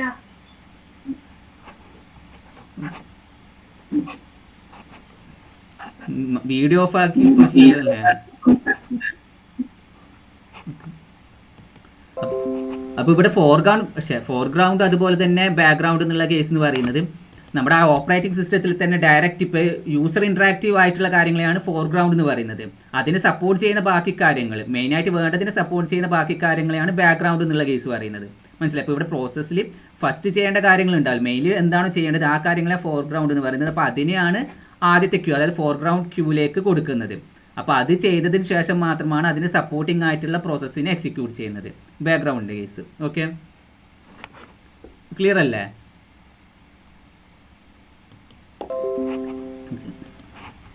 അപ്പോൾ ഇതിൽ ഓർത്ത് വെക്കേണ്ടത് ഈ പാർട്ടീഷൻ, ജോബ് ക്യൂവിനെ പാർട്ടീഷൻ ചെയ്തിട്ടുണ്ടാവും, ഫോർഗ്രൗണ്ട് ബാക്ക്ഗ്രൗണ്ട് എന്നൊക്കെ പറഞ്ഞ് പാർട്ടീഷൻ ചെയ്തിട്ടുണ്ട്. അതിൽ ഫോർഗ്രൗണ്ടിനാണ് പ്രയോറിറ്റി കൂടുതൽ, അതിനുശേഷം മാത്രമേ ബാക്ക്ഗ്രൗണ്ട് എക്സിക്യൂട്ട് ചെയ്യുക. അപ്പോൾ 80% ടൈം കൊടുക്കുന്നത് ഫോർഗ്രൗണ്ടിന് വേണ്ടിയിട്ടാണ്, 20% മാത്രമാണ് ബാക്ക്ഗ്രൗണ്ടിന് കൊടുക്കുന്നത്. അതുകൊണ്ട് തന്നെ സ്റ്റാർവേഷൻ ഇവിടെ സാധ്യതയുണ്ട്, ബാക്ക്ഗ്രൗണ്ടിന് പ്രോസസ്സിന് സ്റ്റാർവേഷൻ വരും. ഓക്കെ, അതുപോലെ ഫോർഗ്രൗണ്ടിൽ റൗണ്ട് റോബിനാണ് നടക്കുന്നത്, ബാക്ക്ഗ്രൗണ്ടിൽ FCFS ആണ്. അപ്പോൾ സ്റ്റേറ്റ്മെൻറ്റ്സ് ആയിട്ട് ഈ രീതിയിൽ 2-3 സ്റ്റേറ്റ്മെൻറ്റ്സ് ഏതെങ്കിലും ശരിയും ഏതെങ്കിലും തെറ്റാക്കിയിട്ടൊക്കെ ചോദിക്കുക. സോ അതുകൊണ്ട് ഇതിൻ്റെ ഈ കറക്റ്റ് പോയിന്റ്സ് നമ്മൾ ഓർത്ത് വെക്കുക, മൾട്ടി ലെവൽ ക്യൂ സ്കെഡ്യൂളിങ്ങിൻ്റെ. ഓക്കെ, ഇനി അതേപോലെ തന്നെ അതിൻ്റെ ഒരു മൾട്ടി ലെവൽ ക്യൂ സ്കെഡ്യൂളിങ്ങിൻ്റെ മറ്റൊരു വേരിയേഷനാണ് മൾട്ടി ലെവൽ ഫീഡ്ബാക്ക് ക്യൂ എന്ന് പറയുന്നത്. ഓക്കെ, ഇവിടെ മൾട്ടി ലെവൽ ഫീഡ്ബാക്ക് ക്യൂ എന്ന് പറയുമ്പോൾ ഇപ്പോൾ നേരത്തെ കണ്ട മൾട്ടി ലെവൽ ക്യൂവിൽ എന്ന് പറയുന്നത് ഓരോ ക്യൂവിലും ഓരോ സെറ്റ് ഓഫ് പ്രോസസ്സ് ഉണ്ട്. ആ സെറ്റ് ഓഫ് പ്രോസസ്സിന് ആ ക്യൂവിനുള്ളിൽ മാത്രമേ മൂവ് ചെയ്യാൻ പാടുള്ളൂ. അതായത് ഫോർഗ്രൗണ്ട് പ്രോസസ്സ് അല്ലെങ്കിൽ ഫോർഗ്രൗണ്ട് ക്യൂവിലുള്ളവർക്ക് അവിടെ മാത്രമേ അങ്ങോട്ടും ഇങ്ങോട്ടും നടത്തുന്നുള്ളൂ, അവിടെ സ്കെഡ്യൂളിംഗ് ആൽഗരിതം നടത്തിയാണ് ചെയ്യുന്നത്. ബാക്ക്ഗ്രൗണ്ടിലുള്ളവർക്ക് ആ ഒരു ക്യൂവിൽ മാത്രമേ നിൽക്കാൻ പാടുള്ളൂ. ഓക്കെ, നേരെ മറിച്ച് നമുക്കിവിടെ ക്യൂവിനിടയിൽ പ്രോസസ്സിന് മൂവ് ചെയ്യാൻ പോസിബിലിറ്റി ഉണ്ടെങ്കിൽ അതിനെയാണ് മൾട്ടി ലെവൽ ഫീഡ്ബാക്ക് ക്യൂ എന്ന് പറയുന്നത്. മൾട്ടി ലെവൽ ക്യൂ തന്നെയാണ്, പക്ഷേ ഇവിടെ മറ്റൊരു കേസ് കൂടിയുണ്ട്. ഇവിടെ കുറേ ക്യൂസ് ഉണ്ട്, ഈ ഓരോ ക്യൂസിനും പ്രയോറിറ്റി ഉണ്ട്, നേരത്തെ പോലെ തന്നെ പ്രയോറിറ്റി ഉണ്ട്. പക്ഷേ ഈ ഓരോ ഒരു ക്യൂവിലുള്ള ഒരു പ്രോസസ്സ് വേണമെങ്കിൽ മറ്റൊരു ക്യൂവിലേക്ക് മൂവ് ചെയ്യാനും സാധിക്കും. ആ ഒരു ഓപ്ഷൻ കൂടി ഉണ്ടെങ്കിൽ അതിനെ മൾട്ടി ലെവൽ ഫീഡ്ബാക്ക് ക്യൂ എന്ന് പറയും. ഓക്കെ, അപ്പോൾ ഇവിടുത്തെ കേസ് എന്താണ്? ഇവിടെ കുറേ നേരത്തെ പോലെ തന്നെ കുറേ ക്യൂസ് ഉണ്ട്, ഓരോ ക്യൂവിനും ഓരോ സ്കെഡ്യൂളിംഗ് ആൽഗരിതം ഉണ്ട്. ഈ നേരത്തെ പറഞ്ഞതുപോലെ മൾട്ടി ലെവലിൽ പറഞ്ഞതുപോലെ എന്താ പറയേണ്ടത്, ഫോർഗ്രൗണ്ടിന് RR, ബാക്ക്ഗ്രൗണ്ടിന് FCFS അങ്ങനത്തെ കേസില്ല. ഇവിടെ കുറേ ക്യൂസ് ഉണ്ട്, മനസ്സിലായി, കുറേ ക്യൂസ് ഉണ്ട്. ഓരോ ക്യൂസിന് ഓരോ ആൽഗരിതം ആയിരിക്കും. FCFS ഉണ്ടാകാം, അതുപോലെ തന്നെ റൗണ്ട് റോബിൻ ഉണ്ടാകാം, മനസ്സിലായോ? അല്ലെങ്കിൽ പ്രയോറിറ്റി സ്കെഡ്യൂളിംഗ്, അങ്ങനെ ഏത് കേസ് വേണമെങ്കിലും ഉണ്ടാകും. ഇപ്പോൾ 5 ക്യൂ ഉണ്ടെങ്കിൽ 5നും ഡിഫറെൻ്റ് ആയിട്ടുള്ള സ്കെഡ്യൂളിംഗ് ആൽഗരിതം ആയിരിക്കും ഉണ്ടാകാം. മാത്രമല്ല നമുക്ക് ഓരോ പ്രോസസ്സിന് വേണമെങ്കിൽ അപ്ഗ്രേഡ് ചെയ്യാൻ സാധിക്കും. ഇവിടെ അപ്ഗ്രേഡ് ചെയ്യാത്ത കേസ് ഇതൊന്നും നിങ്ങൾ ജസ്റ്റ് നോക്കേണ്ട ആവശ്യമില്ല, ഇത് ജസ്റ്റ് എക്സാമ്പിളായിട്ട് നൽകിയെന്നേ ഉള്ളൂ. മനസ്സിലായി, ഇപ്പോൾ ഒരു എക്സാമ്പിൾ പറഞ്ഞതേ ഉള്ളൂ. ചില സമയം ഇത് ഓരോ ക്യൂവിനും ഓരോ ആൽഗരിതം ആയിരിക്കും. ഇപ്പോൾ ഓരോ ആൽഗരിതത്തിൻ്റെ ഇപ്പോൾ ഇതിലെന്താണ്, ഈ ക്യൂവിൽ FCFS ആണ്, ഈ ക്യൂവിൽ RR ആണുള്ളത്. പക്ഷേ അതിൻ്റെ ടൈം ക്വാണ്ടം എന്ന് പറയുന്നത് 16 millisecond ആണ്. ഇവിടെ ടൈം ക്വാണ്ടം എന്ന് പറയുന്നത് 8 millisecond ആണ്. ഇത് ജനറൽ ഫോർമാറ്റ് അല്ല, ഇതൊരു എക്സാമ്പിൾ മാത്രമാണ്. മനസ്സിലായോ? അപ്പോൾ ഇവിടെ മൾട്ടിപ്പിൾ ക്യൂസ് ഉണ്ടാകും. ഓരോ ക്യൂവിൻ്റെതും എന്താ പറയേണ്ടത്, സ്കെഡ്യൂളിംഗ് ആൽഗരിതം ഡിഫറെൻ്റ് ആയിരിക്കും. അപ്പോൾ ഒരു ക്യൂവിലുള്ള പ്രോസസ്സിന് തന്നെ വേണമെങ്കിൽ മറ്റൊരു ക്യൂവിലേക്ക് ജമ്പ് ചെയ്യാം. അപ്പോൾ മറ്റൊരു ക്യൂവിലേക്ക് ജമ്പ് ചെയ്യാം എന്നുള്ള കേസ് പറയുമ്പം നമുക്കിപ്പോൾ ചിലപ്പോൾ പ്രയോറിറ്റി കുറഞ്ഞ ക്യൂവിലാണ് ഒരു പ്രോസസ്സ് ഉള്ളതെന്ന് വിചാരിച്ചോ. അപ്പോൾ പ്രയോറിറ്റി കുറഞ്ഞ ക്യൂവിൽ ഒരു പ്രോസസ്സ് കുറേ സമയം വെയിറ്റ് ചെയ്യുന്നെങ്കിൽ സ്റ്റാർവേഷൻ ഉണ്ടാവും അല്ലേ. അപ്പോൾ സ്റ്റാർവേഷൻ ഒഴിവാക്കാൻ വേണ്ടിയിട്ട് നമുക്ക് വേണമെങ്കിൽ അതിനെ പ്രയോറിറ്റി കൂടിയ അടുത്തൊരു ക്യൂവിലേക്ക് സെൻഡ് ചെയ്യാം. അപ്പോൾ ഇവിടെ നോർമലി ഓരോ ക്യൂവിൽ സ്കെഡ്യൂളിംഗ് നടത്തുന്നുണ്ട്. അതിന് പുറമെ ഏതെങ്കിലും ക്യൂവിൽ കുറേ പ്രോസസ്സ് കുറേ സമയം വെയിറ്റ് ചെയ്യുന്നുണ്ടെങ്കിൽ അവരെ പ്രൊമോഷൻ കൊടുക്കുന്നുണ്ട്. അതായത് അവർക്ക് പ്രയോറിറ്റി കൂടിയ എന്താ പറയേണ്ടത് ക്യൂവിലേക്ക് അവരെ ജമ്പ് ചെയ്യിപ്പിക്കുന്നുണ്ട്. അപ്പോൾ ഇതാണ് മൾട്ടി ലെവൽ ഫീഡ്ബാക്ക് ക്യൂ എന്ന് പറയുന്നത്. അപ്പോൾ മൾട്ടി ലെവൽ ക്യൂവിൽ തന്നെ ജസ്റ്റ് ഓരോ ക്യൂവിൽ നിന്നും മറ്റൊരു ക്യൂവിലേക്ക് പ്രോസസ്സിനെ ജമ്പ് ചെയ്യിക്കാനുള്ള ഓപ്ഷൻ ഉണ്ടെങ്കിലാണ് അതിൽ മൾട്ടി ലെവൽ ഫീഡ്ബാക്ക് ക്യൂ എന്ന് പറയുന്നത്. ക്ലിയർ ആണോ? ഇപ്പോൾ പറഞ്ഞത് ക്ലിയർ അല്ലേ? മൾട്ടി ലെവൽ ഫീഡ്ബാക്കും. അപ്പോൾ ഈ സ്കെഡ്യൂളിംഗ് ആൽഗരിതം എന്ന് പറയുന്നത് നമുക്ക് ഇത്രയും കാര്യങ്ങളാണ് പഠിക്കാനുള്ളത്. ഓക്കെ, അപ്പോൾ ഞാൻ നേരത്തെ പറഞ്ഞതുപോലെ ആദ്യത്തെ 5 എണ്ണത്തിൻ്റെത് ആ ന്യൂമറിക്കൽ മെത്തേഡിൽ തന്നെ നോക്കി വെക്കുക. തിയററ്റിക്കലും ന്യൂമറിക്കലും നമ്മൾ കറക്റ്റായിട്ട് അറിഞ്ഞിരിക്കണം. ലാസ്റ്റ് പറഞ്ഞ 2 എണ്ണം ജസ്റ്റ് ആ തിയറി ഓറിയൻറ്റഡ് മാത്രമേ അറിയേണ്ട ആവശ്യമുള്ളൂ. അതിൽ തന്നെ ആ മൾട്ടി ലെവലിൻ്റെ കേസിലാണ് 2 ടൈപ്പ് ഓഫ് ക്യൂവും അതിൽ ഓരോ ക്യൂവിലുള്ള ആൽഗരിതം ഏതാണ്, അങ്ങനെയുള്ള കാര്യങ്ങൾ ഓർത്ത് വെക്കേണ്ടത്. മൾട്ടി ലെവൽ ഫീഡ്ബാക്ക് ക്യൂവിൽ ഓരോ ക്യൂവിൽ എന്താ ആൽഗരിതം യൂസ് ചെയ്യുന്നതെന്ന് അറിയേണ്ട ആവശ്യമില്ല. കുറേ ക്യൂസ് ഉണ്ട് എന്നും ഓരോ ക്യൂവിനും ഓരോ ടൈപ്പ് ഓഫ് ആൽഗരിതം ആണ് എന്നും അതുപോലെ തന്നെ ഒരു ക്യൂവിൽ നിന്നും മറ്റൊരു ക്യൂവിലേക്ക് പ്രോസസ്സിനെ മാറ്റാൻ സാധിക്കും. ഈ കാര്യങ്ങൾ മാത്രമാണ് മൾട്ടി ലെവൽ ഫീഡ്ബാക്ക് ക്യൂവിൽ അറിഞ്ഞിരിക്കേണ്ടത്. അപ്പോൾ ഇവിടെ മൾട്ടി ലെവൽ ക്യൂവിൽ സ്റ്റാർവേഷൻ ഉണ്ട്, പക്ഷേ മൾട്ടി ലെവൽ ഫീഡ്ബാക്ക് ക്യൂവിൽ നമുക്കത് ഓവർകം ചെയ്യാനുള്ള മെത്തേഡ് കൂടിയുണ്ട്. ക്ലിയർ അല്ല?